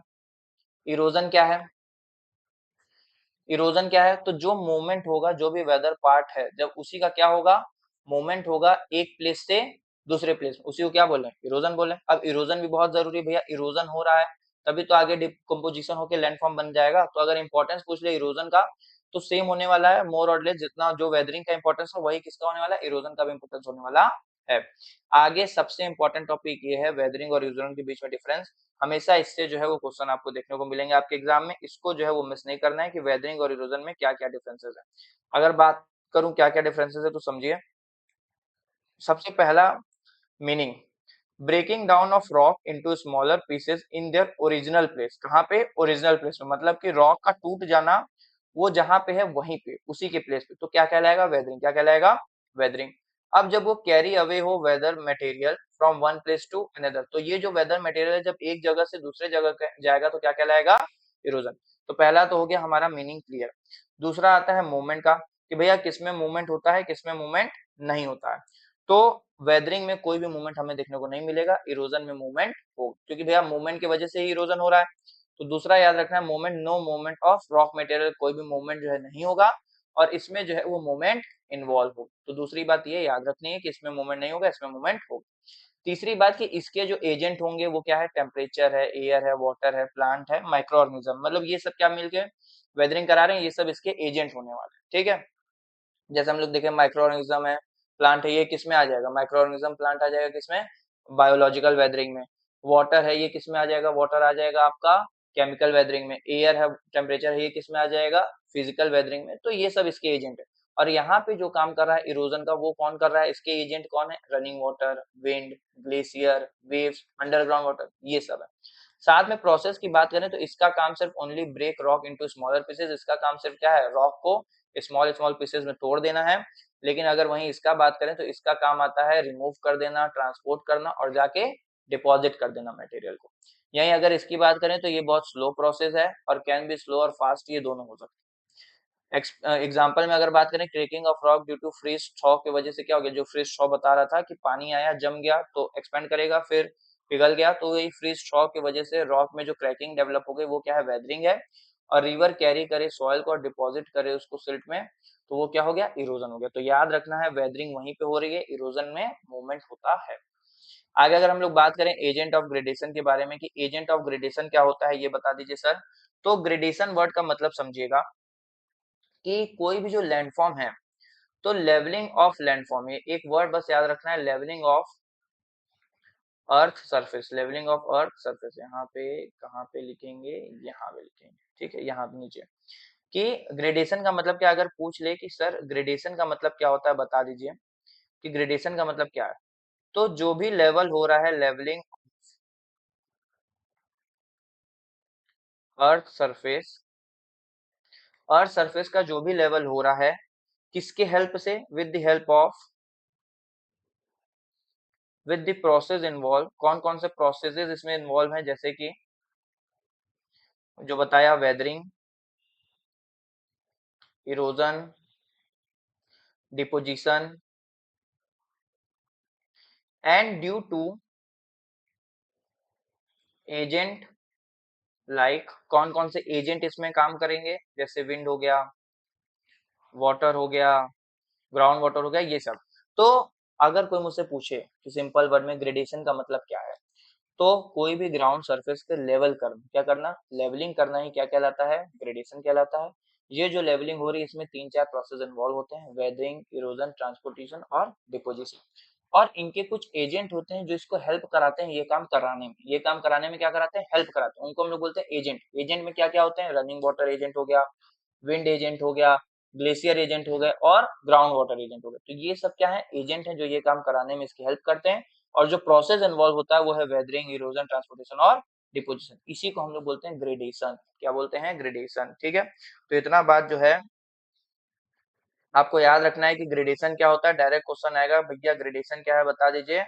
तो ग्रेडेशन क्या होता है? लैंडफॉर्म, एक टाइप का लैंडफॉर्म है, refer to the process of levelling, बोला ना, लेवल करने का एक प्रोसेस है लैंड सरफेस का थ्रू नेचुरल एजेंट। और इसमें नेचुरल जो है एजेंट है, इन्हीं को हम लोग बोलते हैं एजेंट ऑफ ग्रेडेशन। क्या बोलते हैं? Agent of gradation. जैसे रिवर हो गया, ग्राउंड वाटर हो गया, विंड हो गया, ग्लेशियर हो गया और सीवेज। आगे हम लोग बात करेंगे कि रिवर से कैसे कैसे लैंडफॉर्म बनते हैं, ग्राउंड वाटर से कैसे कैसे लैंडफॉर्म बनेंगे, विंड से कैसे कैसे लैंडफॉर्म बनेंगे, ग्लेशियर और सी केव से कैसे बनेंगे। साथ में इसमें दो मेन एक्टिविटीज जो है इन्वॉल्व होती है। एक होता है डिग्रेडेशन। डिग्रेडेशन का मतलब होता है wearing down of land surface. जब लैंड सरफेस का क्या हो जाए? वियरिंग डाउन हो जाए, वो टूट जाए, खराब हो जाए, नीचे हो जाए, खत्म हो जाए, तो उसको क्या कराएंगे? डिग्रेडेशन। क्या बोलेंगे? डिग्रेडेशन। और एक होता है बिल्डिंग अप लैंडफॉर्म। लैंडफॉर्म का बनना क्या कहलाता है? एग्रेडेशन। क्या कहलाता है? एग्रेडेशन। तो एजेंट ऑफ ग्रेडेशन, ग्रेडेशन का मतलब क्या हो गया? जब लैंड सरफेस की लेयरिंग होती है, लेवलिंग होती है, डिफरेंट जिसमें डिफरेंट डिफरेंट प्रोसेस इन्वॉल्व होते हैं, वेदरिंग, इरोजन, ट्रांसपोर्टेशन और डिपोजिशन। और इसमें कुछ एजेंट होते हैं जो इस काम को कराते हैं, running water, wind, glacier, ground water, ये सब।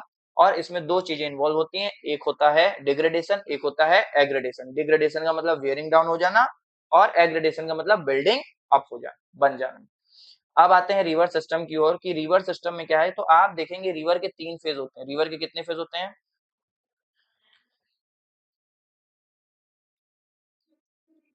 ये पहाड़ है, ठीक है।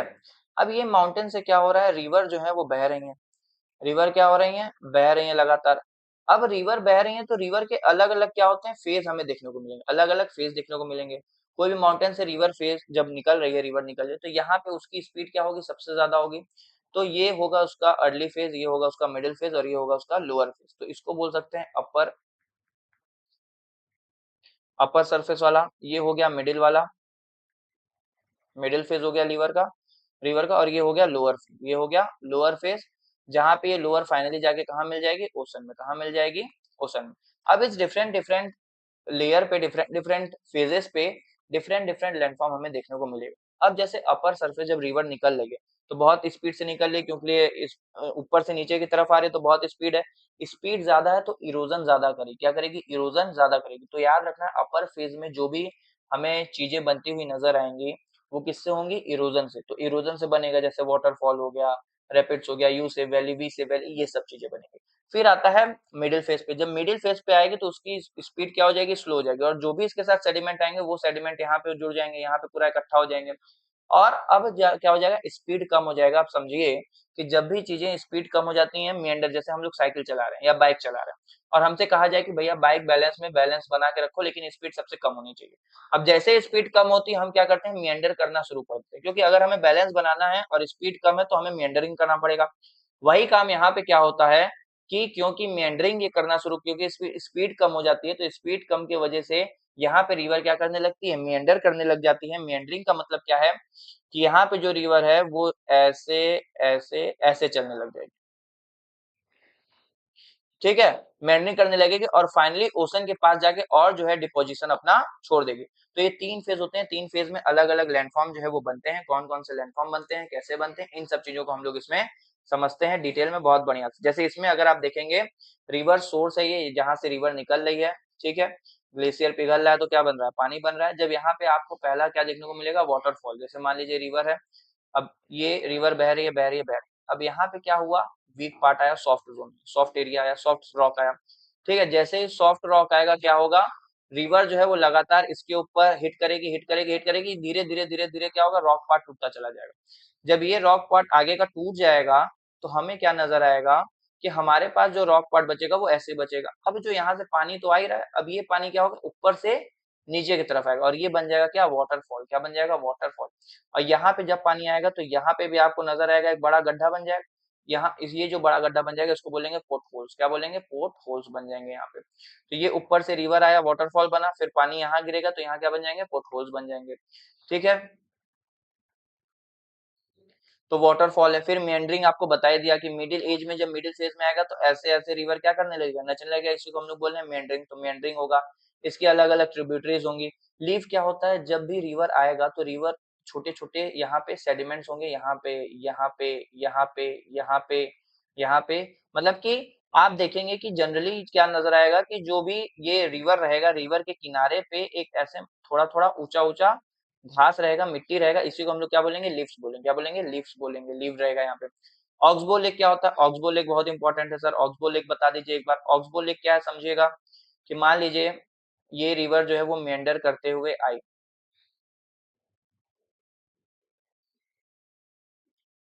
ठीक है, और धीरे धीरे ये जो मेंडर करते हुए आ रही है, तो ये पानी आप देख रहे हैं यहाँ पे हिट कर रहा है। यहाँ पे क्या कर रहा है? हिट कर रहा है।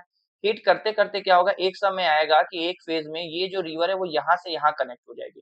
मतलब कि अब जो रिवर ऐसे हो रही थी, अब एक समय आएगा कि वो रिवर क्या करेगी? ऐसे न होके सीधा आ जाएगी। और सीधा जब आ जाएगी तो ये वाला जो इसका पार्ट था ये अलग हो जाएगा। ये क्या हो जाएगा? रिवर से अलग हो जाएगा और यहाँ पे पानी रहेगा ही। इसी को हम लोग नाम देंगे क्या? Oxbow lake. क्या नाम देंगे? Oxbow lake. तो ऐसे ऑक्सबो लेक का फॉर्मेशन हो जाता है। फिर डिफरेंट चैनल है। फिर जो भी सेडिमेंट्स ले आएंगे, सेडिमेंट्स ले आके समुद्र के किनारे क्या करेंगे? पूरा बिछा देंगे। तो क्या बन जाएगा? डेल्टा। क्या बन जाएगा? ये पूरा क्या है? डेल्टा। ये पूरा क्या है? डेल्टा। एक बार इसमें हम लोग देखते हैं और अच्छे से समझते हैं कि क्या क्या चीजें बन रही हैं, कैसे कैसे बन रही हैं। तो समझिएगा, रिवर लैंडफॉर्म की अगर हम लोग बात करें, river landform are feature shaped by process of erosion होता है, ट्रांसपोर्टेशन होता है, डिपोजिशन। देखिए जो अर्ली फेज में हो रहा है उसके अपर स्टेज में वो क्या होगा? इरोजन से होगा, फिर ट्रांसपोर्टेशन होगा बीच में, और फिर आखिरी में जाके क्या होगा? डिपोजिशन हो जाएगा। ठीक है, जिसमें आपको वैली नजर आएगी, मेंडर्स होंगे, ऑक्सबो लेक होगा, फ्लड प्लेन है, जॉर्ज है, ये सब हम लोग देखते हैं यहाँ पे। समझिए कि यहाँ पे सोर्स रिवर है, यहाँ पे रिवर निकल रही है, रिवर निकलते निकलते यहाँ पे ये क्या नजर आया आपको? वाटरफॉल्स नजर आया। वाटरफॉल्स के साथ साथ यहाँ पे क्या होगा कि रिवर घूमेगी। यहाँ पे पत्थर से जब रिवर घूमेगी तो क्या बन रहा है? जॉर्ज। क्या बन रहा है? जॉर्ज बन रहा है। यहाँ पे आप इमेज में देखेंगे कि रिवर क्या कर रही थी? मेंडर कर रही थी। करते करते क्या हुई? ये घूम गई, ये वाला हिस्सा जो है वो अलग हो गया। जब ये वाला हिस्सा अलग हो गया तो ये क्या बन गया? Oxbow lake. क्या बन गया? ऑक्सबो लेक बन गया। अब ये वाला जो पूरा फेज होता है जहाँ पे रिवर ऐसे ऐसे ऐसे पूरा नच रही है, वो क्या कहला गया? मेंडरिंग। क्या कहला गया? मेंडरिंग कहला गया। ठीक है, यहाँ पे अगर आएंगे तो आप देखेंगे कि यहाँ पे छोटा छोटा जो है डिपॉजिट नजर आ रहा होगा, घास का, मिट्टी का। इसको क्या बोलेंगे? लीव बोलेंगे। क्या बोलेंगे? नेचुरल रिवर बैंक बोलते हैं, या फिर लीव इसको बोलते हैं। क्या बोलते हैं? लीव बोलते हैं। तो यहाँ पे आपको लीव नजर आएंगे। ठीक है, और फिर जब आप यहाँ आएंगे आगे तो ये पूरा डिपोजिशन जो है अपने साथ पूरा सेडिमेंट्स लेके आएगा, और इसको हम लोग नाम देंगे क्या? इसको हम लोग नाम देंगे डेल्टा। क्या नाम देंगे? डेल्टा। ठीक है, याद रखना है। तो वी शेप वैली इसमें हमें नजर आएगी। वी शेप वैली अगर आप देखेंगे तो ऐसे होगी, वी शेप की। कैसे होगी? वी शेप की, मतलब इधर उधर माउंटेन होगा, बीच से रिवर जो है वो फ्लो होगी, इसीलिए इसको क्या बोलेंगे? वी शेप वैली बोलेंगे। वाटरफॉल बता दिया, वाटरफॉल कहाँ आएगा? ऊपर से नीचे की तरफ पानी आएगा, ये भी यहीं पे नजर आएगा। और ये जनरली कैसे ऑकर होगा? where hard rock overlies softer rock causing a drop of water। मतलब यहाँ पे क्या था? सॉफ्ट रॉक था, धीरे धीरे होते होते क्या हो गया? टूट गया। जब टूट गया तो पानी ऊपर से नीचे आने लगा। जॉर्ज भी आपको नजर आएंगे। जॉर्ज क्या होते हैं? जॉर्ज भी ऐसे, यहाँ पहाड़ है, यहाँ पहाड़ है, बीच में क्या आ रहा है? पानी बह रहा है। डीप और नैरो वैली होती है। ठीक है, अच्छा वी शेप में जॉर्ज में क्या फर्क है समझिएगा कि जॉर्ज जो होता है वो जनरली ये होता है, और वी शेप जो होता है वो जनरली ये होता है। तो ये वाला क्या है? वी शेप है। और जो स्टिप्ड होता है एकदम ऐसे सीधा नीचे आ जाता है वो क्या होता है? जॉर्ज होता है। क्या होता है? जॉर्ज होता है। मेंडरिंग बताई दिया, ऑक्सबो लेक बताई दिया। फ्लड प्लेन क्या होते हैं? जहां तक फ्लैट लैंड, जहां पे रिवर जो अपने आप को एडजस्ट करती है, उसका सेडिमेंट जो फैला रहता है उसी को फ्लड प्लेन बोलते हैं। लीव बताई दिया, उसके रीजेस जो होते हैं, रिवर के किनारे जो पूरे रीजेस होते हैं सेडिमेंट्स को, उसको लीव बोलते हैं। डेल्टा भी हम लोग देख लिए। ठीक है, अब हम लोग आते हैं विंड की तरफ। अब ऐसे ही क्या होता है, जैसे कि रिवर अपना रिवर बना सिस्टम से बनाया अलग अलग चीजें, वैसे ही विंड क्या करता है? अपने सिस्टम से अलग अलग चीजें विंड भी बनाता है, क्योंकि विंड भी भैया लगातार चल रही है। अब उन लगातार चलने की वजह से विंड क्या होती है? जो भी चीजें रहती हैं उनका सेडिमेंट्स जो है वो लेके एक जगह से दूसरे जगह जाती है, क्योंकि हवा है भैया।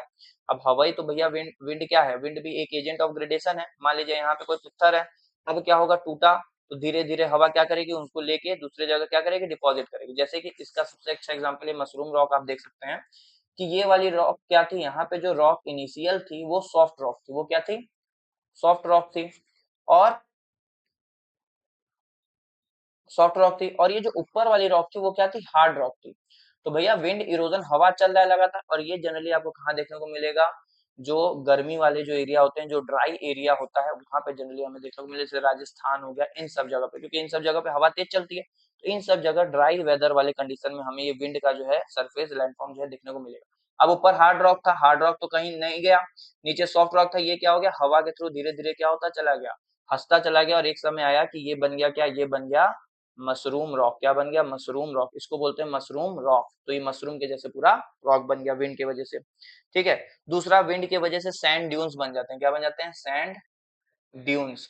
ये जो आप देख रहे हैं ये भी किससे बना है भैया, वो इरोजन से बना था, तो वो इरोड हुआ कहीं तो जाके डिपॉजिट होगा, तो जब डिपॉजिट हो गया ढेर सारा रेत, तो क्या बन गया, सैंड ड्यून्स। क्या बन गया, सैंड ड्यून्स बन गए। आगे हम लोग बात करें वेव और ओशन करंट की। वेव और ओशन करंट क्या है कि जो भी समंदर के किनारे आप जा रहे हैं, तो समंदर के किनारे लगातार उधर का पानी आ रहा है, वेव आ रहा है, तो वेव आने की वजह से भी डिफरेंट डिफरेंट लैंडफॉर्म जो है वो बन जाते हैं। वो कौन कौन से लैंडफॉर्म होते हैं, कैसे कैसे बनते हैं, उनको हम समझते हैं। वेव और ओशन करंट से कौन कौन से लैंडफॉर्म बनते हैं, ये भी क्या है, बहुत ही जरूरी है।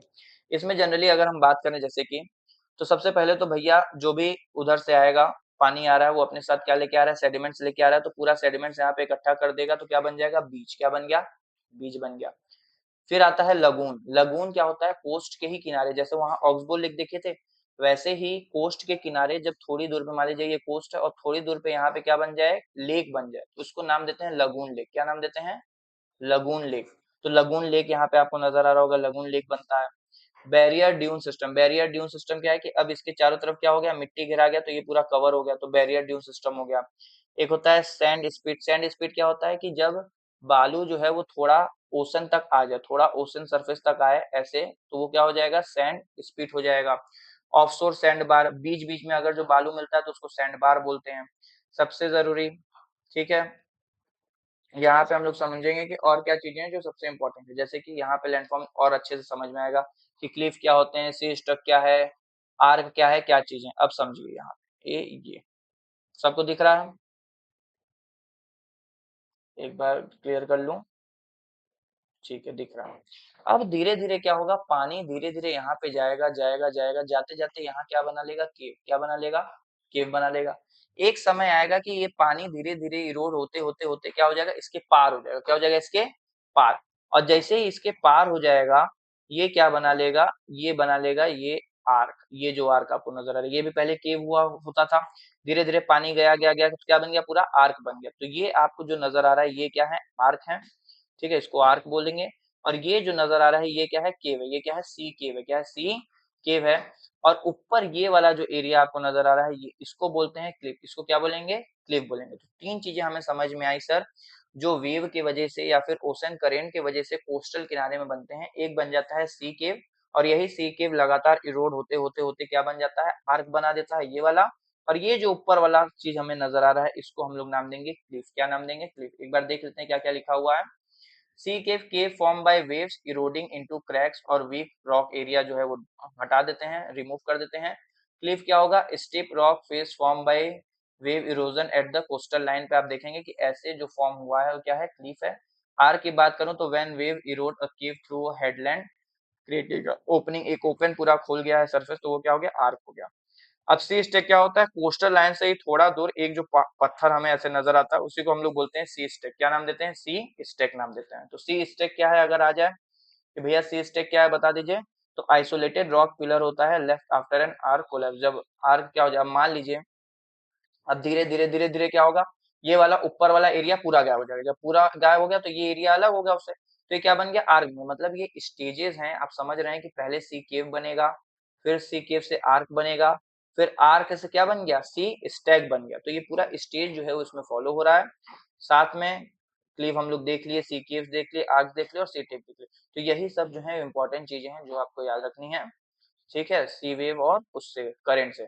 फिर आता है ग्लेशियर भैया, कि जो भी बर्फबारी है, जो भी बर्फ है, पहाड़, बर्फ के जो पहाड़ है, वहां पे डिफरेंट डिफरेंट क्या नजर आएंगे, हमें लैंडफॉर्म नजर आएंगे। उन डिफरेंट डिफरेंट लैंडफॉर्म का भी क्या है, अलग अलग नाम दिया गया है। ठीक है, तो इसको भी समझते हैं कि कौन कौन से लैंडफॉर्म ग्लेशियर की वजह से बनेंगे, बर्फ की वजह से कौन कौन से लैंडफॉर्म बनेंगे। तो सबसे पहले तो ये बनेगा हॉर्न। क्या बनेगा, हॉर्न क्या होता है, कोई भी ग्लेशियर माउंटेन का है, इधर से कोई माउंटेन है, इधर से कोई माउंटेन है, इधर, उसका जो ये पीक है क्या है, उसका जो पीक यहाँ नजर आ रहा है ये, इसी को हम लोग क्या बोलेंगे, हॉर्न। क्या बोलेंगे, हॉर्न। हॉर्न क्या होता है, पीक होता है। अच्छा, नाम इसमें जनरली याद रखना है, क्योंकि क्वेश्चन क्या आते हैं कि कोई लैंडफॉर्म दे देंगे और पूछेंगे कि ये लैंडफॉर्म किससे रिलेटेड है, तो हमें कम से कम जो जो इंपॉर्टेंट इंपॉर्टेंट लैंडफॉर्म बता रहा हूँ वो याद होने चाहिए कि कौन चीज किससे बन रहा है। जैसे अगर मान लीजिए रिवर से पूछ लें कि रिवर से क्या क्या बन रहा है, तो रिवर से हमें याद होने चाहिए वी वैली है, वाटरफॉल है, जॉर्ज है, मेंड्रेन है, ऑक्सबो लेक है, फ्लड प्लेन है, लीव है, डेल्टा है, ये सब बन रहा है। अगर पूछ ले कि विंड से कौन सा बन रहा है, मशरूम रॉक है, सैंड ड्यून्स है, ये सब बन रहा है। वेव और ओशन करंट से अगर पूछ ले कि वेव और ओशन करंट से कौन से बन रहे हैं, तो वेव और ओशन करंट वाले भी याद होने चाहिए। कौन से हैं वेव और ओशन करंट से, बीच हो गया, कोस्टल लगून हो गया, ड्यून सिस्टम हो गया, सैंड स्पीट हो गया, ये सब बन रहा है। साथ में क्या है, क्लीफ हो गया, सी केव हो गया, आर्क हो गया और सी स्टैक बन रहा है। ग्लेशियर से क्या हमने अभी देखा, हॉर्न के बारे में देखा कि हॉर्न जो है वो किससे बनता है, ग्लेशियर से बनता है। अब मान लीजिए यहाँ पे थोड़ा क्या हो जाए, डिप्रेशन हो जाए, और इस डिप्रेशन में मतलब थोड़ा गड्ढा हो जाए, और इस गड्ढे में क्या भर जाए, पानी क्या भर जाए, पानी भर जाए, वाटर फिल हो जाए, तो इसको हम लोग नाम देंगे टार्न लेक। क्या नाम देंगे, टार्न लेक बोलते हैं इसको। क्या नाम देंगे, टार्न लेक। तो टार्न लेक क्या होता है, टार्न लेक होता है जब ग्लेशियर में पहाड़ थोड़ा सा डिप्रेशन होता है और वहां पे जब क्या हो जाए, बर्फ पिघल जाए और वो बन जाए पानी। क्या बन जाए, पानी, तो वो बन जाता है टार्न लेक। क्या बन जाता है, टार्न लेक। तो ये हो गया हॉर्न, ये हो गया टार्न लेक। अब ये जो माउंटेन रहेगा, रीचेज रहेगा, तो इसका जो ये वाला पैरेलल लाइन जो रहेगा पूरा, इसको नाम देंगे एरिड। क्या नाम देंगे, एरिड। तो याद रखना है, इसको क्या बोलेंगे, एरिड। तो ये वाला जो आपको नजर आ रहा है, पहाड़ है, पहाड़ है, पहाड़ है, तो ये जो ढेर सारे पहाड़ का ये वाला जो एरिया है, इसको हम लोग नाम देते हैं एरिड। जहाँ पे सब पहाड़ मिल रहे हैं, पीक है वो है हॉर्न, जहाँ पे पानी आ गया वो हो गया लेक। और फिर यहाँ पे आपको एक डिप्रेशन जो है वो ऐसा नजर आएगा कि चेयर के जैसे, जैसे कोई बैठा है ऐसे, चेयर के जैसे, और पूरा दब गया है और लंबे से, और इसमें से पानी भी आ रहा है। इसलिए डिप्रेशन को हम लोग नाम देंगे सिरिक। क्या नाम देंगे, सिरिक। ये बहुत जरूरी नाम है, बता दे रहा हूँ, क्या नाम है, सिरिक। तो याद रखना, ग्लेशियरी लैंडफॉर्म सबसे जरूरी है, क्योंकि इससे जो है कठिन कठिन वर्ड है, इसीलिए पूछ लेता है क्वेश्चन। तो सिरिक में क्या हो जाएगा कि जब हम बैठे तो पूरा क्या हो गया, लैंडफॉर्म हो गया, पूरी चीजें जो है वो डिप्रेशन में हो गई, पूरी चीजें गड्ढा बन गया। तो क्या बन गया, सिरिक बन गया। ठीक है, पैटर्न नोस्टर लेक यहाँ पे भी आपको मिलेगा, छोटे छोटे। हॉर्न पता ही चल गया, टान लेक पता चल गया, और एरिक पता चल गया। अच्छा, यहाँ पे दो चीज नजर आएगा, यहाँ पे जब आप ध्यान से देखेंगे तो यहाँ पे क्या बनेगा, यू शेप वैली। क्या बनेगा, यू शेप वैली बन रही है, और उसके साथ में यहाँ पे जब यू शेप वैली क्या हो जाए, लटक जाएगी, जब उसको कोई सपोर्ट नहीं रहेगा, वो लटकी रहेगी, कभी भी गिर सकती है, तो उसको नाम देंगे हैंगिंग वैली। क्या नाम देंगे, हैंगिंग वैली। और ये हमारा मेन जो है वो ग्लेशियर ट्रफ होने वाला है, जहां से पानी जो है वो जाएगा। तो ये जो है लैंडफॉर्म ग्लेशियर्स हैं जो आपको याद रखने हैं। हॉर्न हो गया, टान लेक हो गया, एरीट हो गया, सिरिक हो गया, हैंगिंग वैली हो गया, और ग्लेशियर ट्रफ हो गया। फिर एक इसमें और होता है कि भैया जो भी बर्फ आएंगे वो बर्फ भी आके कहीं डिपॉजिट होंगे, जैसे पहाड़ों में जब आप कभी देखेंगे तो ये क्या है, पूरा बर्फ जो है वो आए हैं ग्लेशियर के साथ और पूरे एक जगह क्या हो गए, डिपॉजिट हो गए, नीचे पूरा फैल गए। तो इसी को हम लोग नाम देते हैं, ये जो बर्फ पूरा फैल गया है इसी को हम लोग नाम दे रहे हैं क्या, मोरेन्स। क्या नाम दे रहे हैं, मोरेन। तो इम्पोर्टेंट है, मोरेन का फॉर्मेशन भी किससे हो रहा है, ग्लेशियर के वजह से हो रहा है। आगे आते हैं ग्राउंड वाटर पे। अब भैया जो भी पानी है, रिवर का पानी है, कहीं उसको रॉक बहुत ज्यादा कमजोर गया तो नीचे चला जाएगा। कहाँ चला जाएगा, नीचे चला जाएगा। नीचे जाते जाते क्या करेगा, नीचे जाते जाते वहां पे नीचे पानी के क्या उसको मिलेंगे, लाइमस्टोन मिलेंगे।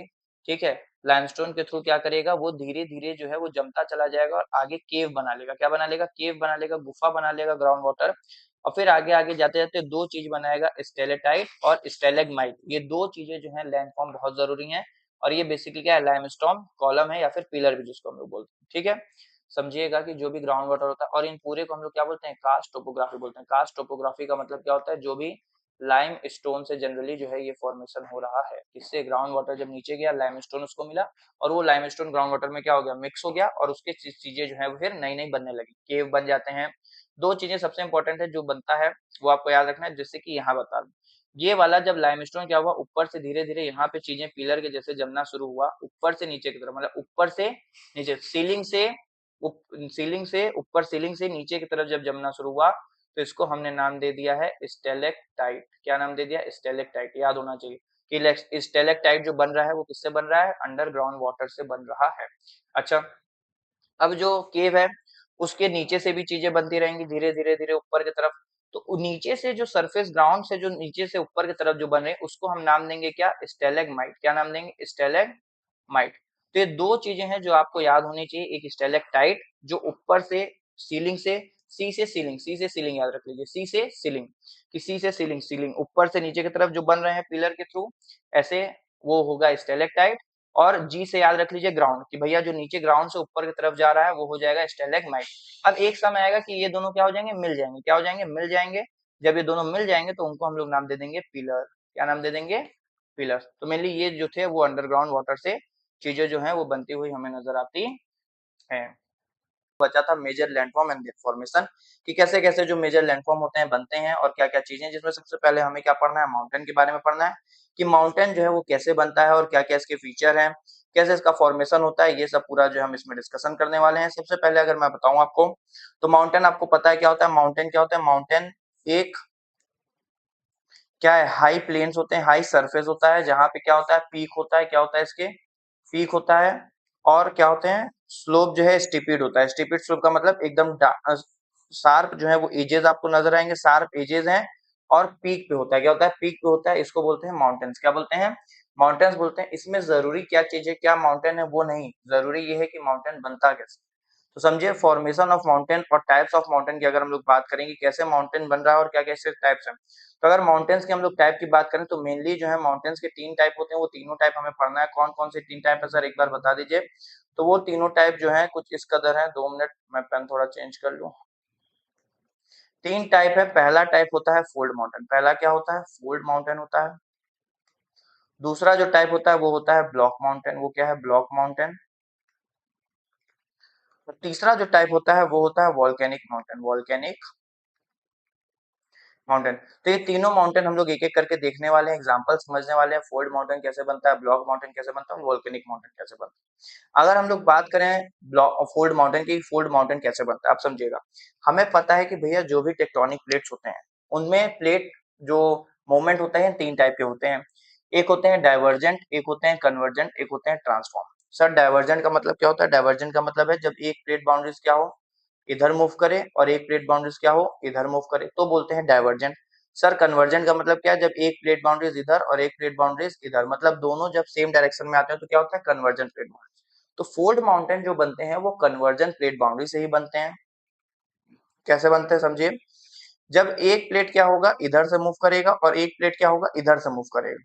जब दोनों ही प्लेट साथ में आएंगे तो साथ में आने के बाद जैसे ही टकराएंगे क्या हो जाएंगे, एक फोल्डिंग क्रिएट हो जाएगी, एक प्रेशर की वजह से क्या हो जाएगी, एक दोनों में फोल्डिंग जो है वो क्रिएट हो जाएगी और दोनों फोल्ड होकर ऊपर की तरफ चल जाएंगे और बन जाएंगे फोल्ड माउंटेन। क्या बन जाएगा, फोल्ड माउंटेन। जैसे कि अगर मैं एक पेज अगर मुझे मिलता है तो मैं आपको दिखाऊं एग्जांपल, जैसे हाँ, जैसे ये, ठीक है।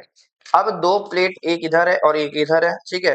जैसे ही ये दो प्लेट क्या होंगे, आपस में साथ में आएंगे, जैसे ये साथ में आएंगे ये क्या बन जाएगा, जैसे ये दो प्लेट थे दोनों साथ में आए, जैसे ये दोनों प्लेट साथ में आए क्या बन गया, एक फोल्ड बन गया। क्या बन गया, फोल्ड बन गया। ऐसे ही फोल्ड माउंटेन बनते हैं जब भी दो प्लेट क्या होते हैं, आपस में साथ में आते हैं। कन्वर्जेंट होता है, क्या होता है, कन्वर्जेंट होता है। तो जैसे ही साथ में आएंगे क्या बन जाएगा, फोल्ड जो है वो क्रिएट हो जाएगा और हमारा बन जाएगा फोल्ड माउंटेन। इस फिगर में आप देख सकते हैं कि एक प्लेट क्या है, कॉन्टिनेंटल प्लेट, एक इधर से आया, एक कॉन्टिनेंटल प्लेट इधर से आया। जब दोनों कॉन्टिनेंटल प्लेट क्या होंगे, आपस में टकराएंगे तो एक फोल्डिंग जो है यहाँ पे क्रिएट होती हुई आपको नजर आएगी। ये क्या है, पीक है, ये अपलिफ्टेड रॉक लेयर है, ये फोल्ड हुए हैं। और ये क्या है, कॉन्टिनेंटल प्लेट है जो इधर और इधर मूव कर रहा है। तो जब भी इसको बोलते हैं कन्वर्जेंट प्लेट बाउंड्रीज, क्या बोलते हैं, convergent plate boundaries. Fold mountain जो है वो जनरली कब बनता है, जब कन्वर्जेंट प्लेट बाउंड्रीज होती हैं तब। तो याद रखना है, जब भी कन्वर्जेंट प्लेट बाउंड्रीज होंगी दोनों प्लेट आके आपस में टकराएंगे और फोल्ड को बना देंगे। कन्वर्जेंट प्लेट बाउंड्रीज में हमें जनरली फोल्ड माउंटेन जो है वो देखने को मिलता है। कुछ एक एग्जांपल है जो आपको याद होने चाहिए फोल्ड माउंटेन के, कि सर फोल्ड माउंटेन को कुछ एग्जांपल बता दीजिए। तो फोल्ड माउंटेन में एक एग्जांपल जो बहुत बड़ा है, जो हमेशा हमें याद रखना है, वो है हिमालयाज। वो क्या है, हिमालय जो है वो याद रखना है। हिमालय जो है बहुत ही अच्छा फोल्ड माउंटेन है। तो एक फोल्ड माउंटेन, तो ये आप याद रखेंगे, आपको भूलना नहीं है। हिमालय किसका एग्जाम्पल है, फोल्ड माउंटेन का। तो फोल्ड माउंटेन का एक एग्जाम्पल हो गया हिमालयाज। ठीक है, ये कहाँ है, ये इंडिया वाले बेल्ट में आप जाएंगे, इंडिया नेपाल पूरा रेंज जो है हिमालय रेंज, ठीक है।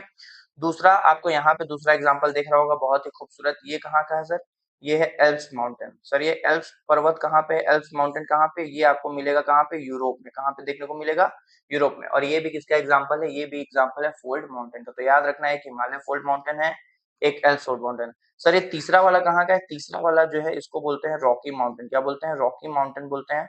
और ये जो रॉकी माउंटेन है ये आपको मिलेगा नॉर्थ अमेरिका में। कहाँ पे मिलेगा? नॉर्थ अमेरिका में। और ये भी बहुत अच्छा एग्जाम्पल है किसका? ये रॉकी माउंटेन भी एग्जाम्पल है। याद रखना है फोल्ड माउंटेन का। किसका? फोल्ड माउंटेन का। तो फोल्ड माउंटेन के 3 एग्जाम्पल आपको बता दिए, याद रखना है। हिमालय है, एल्प्स माउंटेन है यूरोप का, और साथ में रॉकी माउंटेन है नदर्न अमेरिका का। आगे हम लोग बात करते हैं ब्लॉक माउंटेन। अब जैसे हम लोग देखे कि 2 प्लेट बाउंड्रीज थी, एक ये थी और एक ये, जब आपस में ये दोनों आए, कन्वर्ज हुई, तो ये दोनों फोल्ड हो गए, तो फोल्ड माउंटेन बन गया। अब समझिए एक सिचुएशन ऐसा आता है जहां पे एक अपोजिट डायरेक्शन में जाता है, एक दूसरे डायरेक्शन में जाता है। जब ये दोनों अपोजिट डायरेक्शन में जाते हैं तो हम लोग इनको बोलते हैं क्या? इनको हम लोग बोलते हैं डाइवर्जेंट प्लेट बाउंड्रीज। क्या बोलते हैं? Divergent plate boundaries. तो मुझे ये समझ में आ गया कि सर ये जो ब्लॉक माउंटेन बनेगा ये डाइवर्जेंट प्लेट बाउंड्रीज की वजह से बनने वाला है। ठीक है। जब भी डाइवर्जेंट प्लेट बाउंड्रीज होगा तो समझिएगा एक प्लेट इधर की तरफ मूव किया, एक प्लेट उधर। यहाँ इमेज में आप देखेंगे तो और अच्छे समझ में आएगा कि एक जो है प्लेट इधर की तरफ मूव किया, एक प्लेट इधर की तरफ मूव किया, और यहाँ पे धीरे धीरे क्या डेवलप हो गए? क्रैक्स। क्या डेवलप हो गए? क्रैक्स। यही जो क्रैक्स हैं क्या हो जाएंगे? नीचे चल जाएंगे। जैसे ये नीचे चल गए, यहाँ पे बन गया क्या? ये एरिया हो गया खाली, और ये वाला एरिया हो गया ऊपर की तरफ, अपवर्ड चला गया। तो ये जो ऊपर वाला एरिया हो गया, हमने इसको नाम दे दिया क्या? हॉर्स्ट। इसको बोलते हैं हॉर्स्ट। और जो नीचे वाला एरिया हो गया उसको बोलते हैं ग्रेबन। हॉर्स्ट और ग्रेबन। और यही जो हॉर्स्ट बना है यही क्या है? ब्लॉक माउंटेन है। क्या है? ब्लॉक माउंटेन है। और ये वाला जो पार्ट बना है वो क्या है? रिफ्ट वैली है। क्या है? रिफ्ट वैली है। ठीक है। तो याद रखना है ब्लॉक माउंटेन में क्या होगा?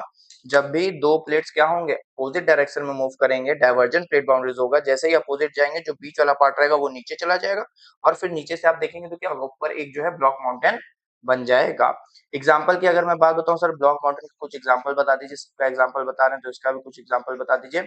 इसका एग्जाम्पल इंडिया में याद रखना है वीएनएस। क्या याद रखना है? वीएनएस। वीएनएस याद करने का तरीका क्या है कि विंध्यास जो है एक बहुत अच्छा एग्जाम्पल है किसका? ब्लॉक माउंटेन्स का। तो मान लीजिए ये क्या है? विंध्यास है। ये क्या है? विंध्यास है। और बीच में हमें रिफ्ट वैली चाहिए, तो रिफ्ट वैली क्या है? नर्मदा है। क्या है? नर्मदा है। इसीलिए नर्मदा को रिफ्ट वैली भी कहा जाता है, क्योंकि नर्मदा जो है इसी ब्लॉक माउंटेन की वजह से बनी है। और फिर यहाँ पे भी एक ब्लॉक माउंटेन है, तो ये ब्लॉक माउंटेन क्या है? सतपुरा है। क्या है? सतपुरा है। तो याद रखना है इंडिया में क्या एग्जाम्पल है ब्लॉक माउंटेन का? अगर ब्लॉक माउंटेन का पूछ ले तो विंध्यास है और सतपुरा है। ये दोनों एग्जाम्पल किसके हैं? ये दोनों एग्जाम्पल हैं ब्लॉक माउंटेन के, विंध्यास रेंज और सतपुरा रेंज। और रिफ्ट वैली अगर पूछे तो नर्मदा। क्या है? नर्मदा। ये एग्जाम्पल है। अच्छा, अगर वर्ल्ड में कहीं और एग्जाम्पल अगर पूछ ले कि सर वर्ल्ड में कोई एग्जाम्पल बता दीजिए ब्लॉक माउंटेन का, तो आपको याद रखना है कि राइन जो है, राइन वैली जो है वो एग्जाम्पल याद रखना है, यूरोप में है। ठीक है। यहीं पे आपको ब्लैक फॉरेस्ट जो है वो भी नजर आएगा। तो वो एग्जाम्पल किसका है? ब्लैक फॉरेस्ट, राइन वैली, वो सब एग्जाम्पल है किसका? वो एग्जाम्पल है ब्लॉक माउंटेन्स का। तो ब्लॉक माउंटेन्स आपको याद रखना है डाइवर्जेंट प्लेट बाउंड्री से बनते हैं। अब आते हैं तीसरे अपने वॉल्केनिक माउंटेन की तरफ। तो वॉल्केनिक माउंटेन नाम से ही लग रहा है किससे बना होगा? वॉल्केनो से। अच्छा, होता क्या है समझिए। क्या हमें पता है कि अर्थ के क्रस्ट के अंदर क्या है? मैग्मा है। क्या है? मैग्मा। इतना हमें पता है। हीट बहुत ज्यादा है। जैसे जैसे हम डेप्थ में अर्थ में अंदर जाते रहेंगे हमारे क्या होगा? टेम्परेचर और प्रेशर बढ़ता रहेगा। टेम्परेचर प्रेशर बढ़ता रहेगा। अब यहाँ पे एक इमेज के थ्रू मैं आपको समझाने की कोशिश कर रहा हूँ, समझिएगा कि देखिए एक ये मान लीजिए कोई प्लेट है और एक ये प्लेट है। ठीक है। 2 प्लेट है। एक प्लेट जब बहुत ज्यादा जब आपस में दोनों टकराएंगी, मान लीजिए एक ओशनिक प्लेट है और एक कॉन्टिनेंटल प्लेट है। ठीक है।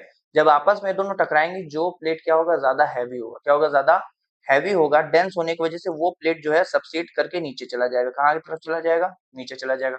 जब नीचे चला जाएगा तो नीचे जाने के बाद क्या होगा? यहाँ पे नहीं, यहाँ पे समझिए 2 प्लेट्स हैं। एक मान लीजिए ओसनिक प्लेट है और एक कॉन्टिनेंटल है। जब ये दोनों आपस में टकराएंगे तो जो बहुत ज्यादा डेंस होगा, जो ज्यादा हैवी होगा, वो क्या होगा? धीरे से सबसीड करते हुए नीचे चला जाएगा। कहाँ चला जाएगा? नीचे। और जैसे ही नीचे जाएगा, नीचे क्या है? प्रेशर ज्यादा है, टेम्परेचर ज्यादा है, ये तुरंत क्या होगा? मेल्ट होना शुरू हो जाएगा। जैसे ही मेल्ट होना शुरू होगा ये तुरंत क्या चाहेगा? बाहर आने की कोशिश करेगा। और यहाँ पे बन जाएंगे क्या? वॉल्केनो। क्या बन जाएंगे? वॉल्केनो। तो वॉल्केनिक माउंटेन क्या है कि जो वॉल्केनो जब यहाँ से निकलता है, यहाँ से क्या निकल रहा है? मैग्मा। क्या है? मैग्मा। अर्थ के अंदर क्या है? मैग्मा। हम लोग डिस्कस कर चुके हैं। यही मैग्मा जब बाहर आता है सरफेस पे तो क्या बना देता है? लावा। क्या बना देता है? लावा। और यही लावा क्या हो जाता है? जब बाहर आता है टेम्परेचर वापस से नॉर्मल हो जाता है तो सॉलिडिफाई हो जाता है। तो सॉलिडिफाई होने के बाद पूरा एक माउंटेन बना लेता है, और उसी माउंटेन को बोलते हैं। और यहाँ पे एक बड़ा सा होल बन जाएगा, हॉलो एरिया बन जाएगा। यहाँ पे आप अगर देखें, ये यहाँ पे ये जो हॉलो एरिया, इसी को हम लोग नाम देते हैं क्या नाम देते हैं, क्रेटर नाम देते हैं। तो ये जो है वॉल्केनिक माउंटेन ऐसे बनते हैं किससे कि मैग्मा अंदर रहता है, मैग्मा जब रहता है तो लावा बन के सॉलिडिफाई हो जाता है, तो हमें वॉल्केनिक माउंटेन जो है देखने को मिलता है। सर वॉल्केनिक माउंटेन का भी एक दो एग्जांपल बता दीजिए। तो एक एग्जांपल है माउंट फुजियारा, याद रखना है कहाँ है सर, ये है जापान में, एक जापान वाला एग्जांपल याद रखना है। एक है माउंट किलीमंजारो, माउंट किलीमंजारो, और ये माउंट किलीमंजारो कहाँ पे स्थित है, तंजानिया। तो ये दो एग्जांपल भी अगर याद रखेंगे आप, एक जापान वाला और एक तंजानिया वाला, तो आपका हो जाएगा। तो ये क्या है, वॉल्केनिक माउंटेन के बारे में आपको बताऊं तो तीन फीचर हम लोग मेनली पढ़े थे, एक होता है प्लेन, एक होता है माउंटेन, और इन दोनों के बीच का जो एरिया होता है जो उठा रहता है लेकिन ऊपर से पीक नहीं होता, ऊपर से क्या होता है, फ्लैट होता है, ऊपर से क्या होता है, फ्लैट सरफेस होता है, उसी को हम लोग बोलते हैं प्लेटू। क्या बोलते हैं, प्लेटू। आप यहाँ पे देख भी सकते हैं कि उठा तो है लेकिन ऊपर क्या है, फ्लैट सरफेस नहीं है, ऊपर क्या है, ऊपर मतलब फ्लैट सरफेस, ऊपर पीक नहीं है, क्या है, फ्लैट सरफेस हो गया, तो इसको हम लोग नाम दे दिए प्लेटू। क्या नाम दे दिए, प्लेटू। इसको टेबल लाइक भी बोला जाता है, कि जैसे टेबल आप देखेंगे तो ऐसे ऐसे ऐसे टेबल होता है, तो टेबल लाइक स्ट्रक्चर भी इसको बोला जाता है। यही क्या है, प्लेटू है। अगर बात करें फॉर्मेशन ऑफ प्लेटू की, तो फॉर्मेशन ऑफ प्लेटू दो तरीके से प्लेटू बनते हैं। एक तो भैया बनते हैं टेक्टोनिक मूवमेंट की वजह से। जब क्या होता है, टेक्टोनिक मूवमेंट होता है, टेक्टोनिक प्लेट का जब मूवमेंट होता है, जब दो प्लेट आपस में मूवमेंट करते हैं, तो दो प्लेट मूवमेंट करने से कभी कभी क्या होता है, एक प्लेट एक दूसरे प्लेट के ऊपर आ जाता है, जिसकी वजह से क्या हो जाता है, बन जाता है। एक रीजन हो गया भैया टेक्टोनिक प्लेट के मूवमेंट की वजह से, जिसका एग्जांपल हमें क्या देखने को मिलेगा, तिब्बतन प्लेटू। कौन सा, तिब्बतन प्लेटू। ये किससे बना है, टेक्टोनिक प्लेट से बना है। दूसरा एग्जांपल हमें देखने को मिलता है टेक्टोनिक प्लेट के अलावा, याद रखना है, एक क्या एग्जांपल, एक तरीका जो है क्या है बनाने का, प्लेटू हो गया टेक्टोनिक प्लेट। सर दूसरा क्या तरीका है बनने का, दूसरा है वॉल्केनिक इरप्शन। वॉल्केनिक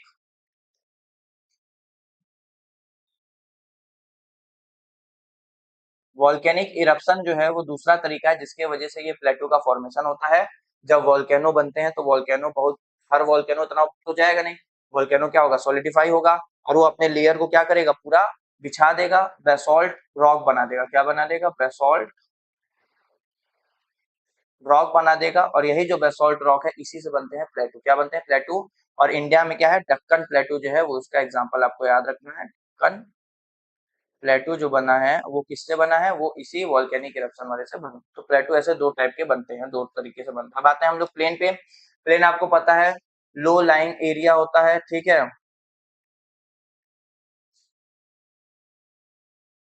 लो लाइन एरिया को हम लोग क्या बोल रहे हैं, प्लेन्स बोल रहे हैं। क्या बोल रहे हैं, प्लेन्स बोल रहे हैं। अगर रिवर प्लेन की बात करेंगे तो रिवर से आप देखेंगे इंडिया में ये वाला प्लेन जो पूरा बना हुआ है किससे बना हुआ है, रिवर से बना हुआ है। और कौन सी रिवर है सर, एक है गंगा, इंडस और ब्रह्मपुत्रा। तो इन तीन रिवर से मेनली जो है पूरा रिवर प्लेन जो है वो बना रहता है। जो भी रिवर होती है अपने साथ क्या लेके आती है, सेडिमेंट्स लेके आती है, और उन सेडिमेंट्स को पूरा बिछा देती है। जब बिछा देंगी पूरा तो क्या बन जाएगा, एक प्लेन बन जाएगा। और आपको पता है प्लेन जो है वो सबसे इंपॉर्टेंट होता है, क्योंकि प्लेन की सॉइल सबसे ज्यादा फर्टाइल होती है। यही रीजन होगा कि प्लेन में आपको सबसे ज्यादा जो पॉपुलेशन कंसंट्रेशन है वो भी प्लेन में ही देखने को मिलेगा। तो एक रिवर प्लेन इसका एग्जाम्पल है। एक होता है कोस्टल प्लेन। कोस्टल प्लेन क्या है, जो भी रिवर, जो भी कोस्ट होगा, ओशन होगा, वो क्या करेगा, अपने साथ वेव और ओशन करेंट्स के थ्रू डिपॉजिट लेके आएगा, सेडिमेंट्स वो भी लेके आएगा, और वो क्या करेगा, पूरा सेडिमेंट जो है यहाँ पे एक्यूमुलेट कर देगा सी के कोस्ट के किनारे, और इससे बन जाएगा क्या, कोस्टल प्लेन। क्या बन जाएगा, कोस्टल प्लेन। तो ये याद रखना है। और फिर ग्लेशियर प्लेन क्या होता है कि ग्लेशियर भी अपने साथ सेडिमेंट्स लेके आएगा, और वो मोरेन जी को क्या बोलते हैं, मोरेन्स, और ये पूरा डिपॉजिट कर देगा, तो क्या बन जाएगा, ग्लेशियर प्लेन। क्या बन जाएगा, ग्लेशियर प्लेन। आगे अगर हम लोग बात करें वी वैली क्या होती है, तो वैली आपको पता है जो ये क्या है, माउंटेन है। ये क्या है, माउंटेन है। तो ये माउंटेन के बीच में ये जो आपको एरिया नजर आ रहा है, लो लाइन एरिया, एकदम माउंटेन के बीच वाला एरिया, वही क्या है, वैली। क्या है, वैली। तो दो टाइप की मेनली वैली होती है, एक होती है वी शेप वैली। वैली बनती कैसी है कि लगातार क्या होता है, जनरली वाटर, रिवर वाटर की वजह से बनती है, कि जो भी पानी है वो लगातार इस एरिया को काटता रहेगा, काटता रहेगा, काटते काटते काटते ये पूरा जो क्या बन जाएगा, वैली। क्या बन जाएगा, वैली। और वैली में कौन सी वैली बन जाएगी, वी शेप वैली। तो सबसे पहले जो फॉर्मेशन होता है वो किसका होता है, वी शेप वैली का फॉर्मेशन होता है। देख सकते हैं क्या, वी के साइज में बनी हुई है वी शेप वैली। यही वी शेप वैली क्या होगा, धीरे धीरे वाटर रिवर क्या होगा, यहाँ पे काटता रहेगा, काटता रहेगा, काटता रहेगा, यहाँ से ऐसे पूरा रिवर जो है काट देगा, और ये बन जाएगी यू शेप वैली। क्या बन जाएगी, यू शेप। तो वी शेप से ही क्या बन जा रही है, यू शेप वैली भी बन जा रही है। नाम हम इसको दे रहे हैं क्योंकि ये यू और वी के जैसे देखने में लगती है, इसीलिए नाम दे रहे हैं यू शेप और V shape. U shape valley की अगर बात करें तो आप देख सकते हैं धीरे धीरे वही रिवर क्या करती गई, पानी की मदद से इरोड करती गई और पूरा जो है हमारा वी शेप जो है वो बन गया। ठीक है, इसको बोलते हैं एरिड। क्या बोलते हैं? एरिड बोलते हैं। ठीक है, तो ये बन गया यू शेप वैली। डेजर्ट की बात करें तो डेजर्ट आपको पता ही है, पूरा रेगिस्तान वाला जो एरिया है वो क्या है? डेजर्ट है। एग्जाम्पल क्या है सर? थार डेजर्ट। क्या है? थार डेजर्ट याद रखना है। सहारा डेजर्ट याद रखना है। ठीक है, ये सब एग्जाम्पल है जो आपको याद रखना है। मैं आता हूँ इस पे मुद्दे पे कि भैया ये डेजर्ट जो है वो बना कैसे, डेजर्ट का फॉर्मेशन हुआ कैसे। तो समझिएगा, देखिए डेजर्ट मुझे पता है भैया वहां पे बनेगा जहां पे क्या हो, लो रेनफॉल, जहाँ पे पानी क्या हो बहुत ही कम बरसे। तो मुझे ये पता है कि जहाँ पे लो रेनफॉल होगा वहां पे पहली बात तो बनने वाला है। दूसरा मुझे ये पता है लो रेनफॉल के साथ साथ वहां पे भी डेजर्ट बनेगा जहाँ पे टेम्परेचर क्या हो, बहुत ज्यादा, टेम्परेचर क्या हो, बहुत ज्यादा हो। तो टेम्परेचर ज्यादा होगा और लो रेनफॉल होगा तो उस रीजन में क्या बनेगा? डेजर्ट बनेगा। तीसरा विंड का भी रोल रहता है, रोल ऑफ विंड भी रहता है। विंड का भी रोल रहता है क्योंकि वो क्या करता है, एक जगह से दूसरी जगह चीजों को लेके जाता है। तो रोल ऑफ विंड भी मुझे नजर आता है। लेकिन मैं क्या बताना चाह रहा हूँ, ये सब फैक्टर तो है, ये है कि पानी नहीं बरसेगा तब, टेम्परेचर ज्यादा होगा तब, रोल ऑफ विंड है, इन सब वजह से डेजर्ट बन ही रहा है। लेकिन आप डेजर्ट में एक चीज ऑब्जर्व करेंगे कि हमें पता है ओशन में दो टाइप के ओशन करंट होते हैं। कौन कौन से सर? एक वार्म ओशन करंट, एक कोल्ड ओशन करंट। जहां जहां भी आपको कोस्ट के किनारे वार्म ओशन करंट है, कहाँ मिलेगा? वार्म ओशन करंट, वहां वहां पानी बरसेगा क्योंकि हमें पता है कि वार्म एयर क्या करती है, राइज करती है। जब वार्म एयर राइज करेगी तो अपने साथ एवेपोरेशन भी करेगी, पानी ऊपर लेके जाएगी, पानी बरसाएगी तो वहां पानी बरस जाएगा। लेकिन जहां जहां कोल्ड ओशन करंट रहेगा, जहां जहां भी कोल्ड ओशन करंट रहेगा, वहां वहां ये ऑब्जर्व आप करेंगे कि वहां पे क्या होगा, क्योंकि कोल्ड ओशन करंट है तो वाटर डेंस करेगी, जब नीचे जाएगी वाटर ठंडी है तो राइज नहीं कर पाएगी, जब राइज नहीं कर पाएगी तो ऊपर पानी नहीं बरस पाएगा। तो इसीलिए आप देखेंगे कि दुनिया में जहां जहां भी कोल्ड ओशन करंट रहेगी, वहां वहां जो, जैसे कि अगर मान लीजिए अगर मैं आपको अफ्रीका का इसका एग्जांपल दूं, मतलब साउथ अमेरिका का एग्जांपल दूं, तो साउथ अमेरिका में आप देख सकते हैं यहाँ पे हमें क्या मिलता है, कोल्ड करंट मिलता है जिसको बोलते हैं पेरुवियन कोल्ड करंट। क्या बोलते हैं? Peruvian cold current. ये जो पेरुवियन कोल्ड करंट है, क्योंकि कोल्ड करंट है और इसी की वजह से यहाँ पे जो है पानी ज्यादा नहीं बरसता, और इसीलिए यहाँ पे आपको देखने को मिलेगा अटकामा डेजर्ट। कौन सा? अटकामा अटकामा डेजर्ट यहाँ पे देखने को मिलेगा। साथ में अगर मैं बात करूं कि अटकामा डेजर्ट के साथ साथ, अच्छा यहीं पे कभी कभी क्या होते हैं, एलनिनो, जो आप लगातार न्यूज में सुनते होंगे, एलनिनो, यहीं पे ये कोल्ड ओशन करंट क्या हो जाता है, वार्म ओशन करंट में बदल जाता है, और जब वार्म में बदल जाएगा तो यहाँ पे रेनफॉल होना शुरू हो जाएगा। तो ये जान लीजिए कि जहां जहां कोल्ड ओशन करंट रहेंगे वहां वहां आपको कोस्ट के किनारे डेजर्ट जो है देखने को मिलेगा। ऐसे क्या होता है, डेजर्ट का फॉर्मेशन होता है। आगे हम लोग बात करें लैंडफॉर्म एंड नेचुरल डिजास्टर के बारे में, तो कुछ अलग अलग आपको पता है, धीरे धीरे जैसे जैसे क्लाइमेट चेंज होता जा रहा है, पॉपुलेशन बढ़ता जा रहा है, एनवायरमेंट के ऊपर प्रेशर भी बढ़ता चला जा रहा है, उसकी वजह से बहुत सारे नेचुरल डिजास्टर होते हैं, जिसमें से पहला नेचुरल डिजास्टर क्या है? लैंडस्लाइड है। क्या है? लैंडस्लाइड है।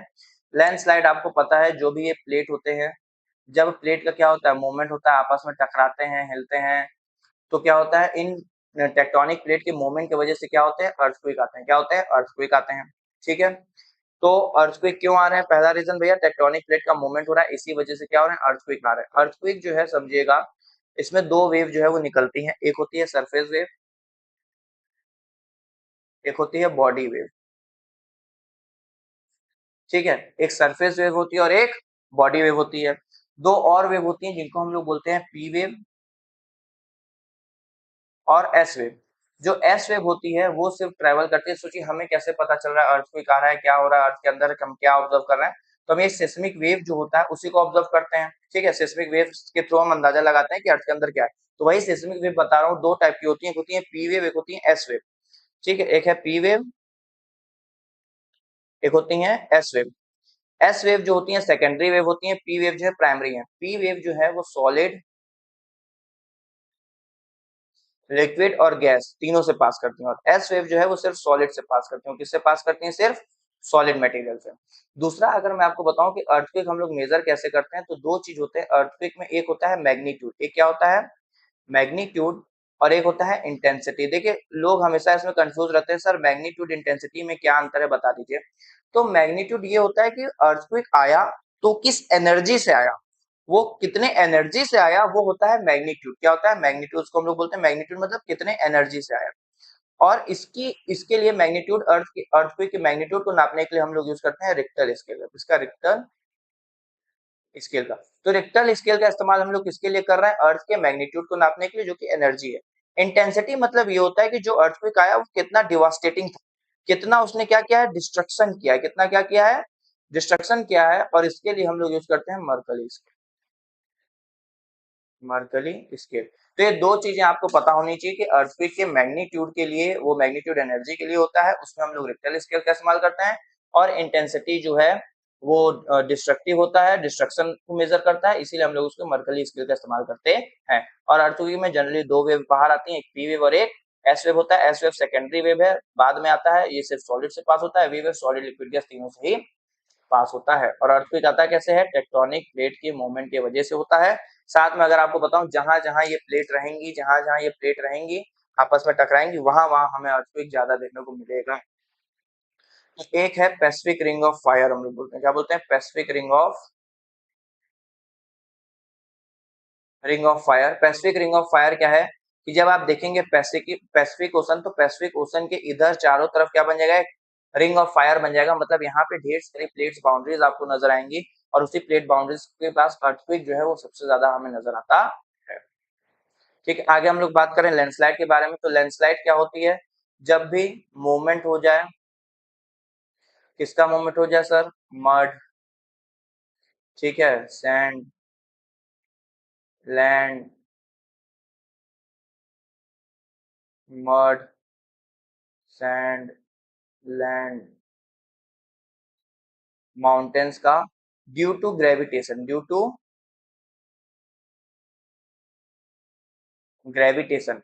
जब ग्रेविटेशन क्या करती है आपको पता है, मान लीजिए ये माउंटेन है, पहाड़ है, अब लगातार पानी बरस रहा है, रेनफॉल हो रहा है, होते होते क्या हो गया, ये कमजोर हो गया। अब नीचे से ग्रेविटी जो है लगातार चीजों को खींच रही है, एक समय क्या होगा कि ये पूरा का पूरा पहाड़ी क्या हो जाएगा, नीचे आ जाएगा, पूरा मड सड़क के नीचे आ जाएगा। उसी को हम लोग बोल रहे हैं लैंडस्लाइड। क्या बोल रहे हैं, लैंडस्लाइड। ये जनरली जो है वो ग्रेविटेशन जो होता है तो उसकी वजह से होता है। और इंटेंस कब हो जाता है, जब भी रेनफॉल ज्यादा हो जाता है, तो रेनफॉल ज्यादा होने की वजह से ये और ज्यादा क्या हो जाता है, इंटेंस हो जाता है।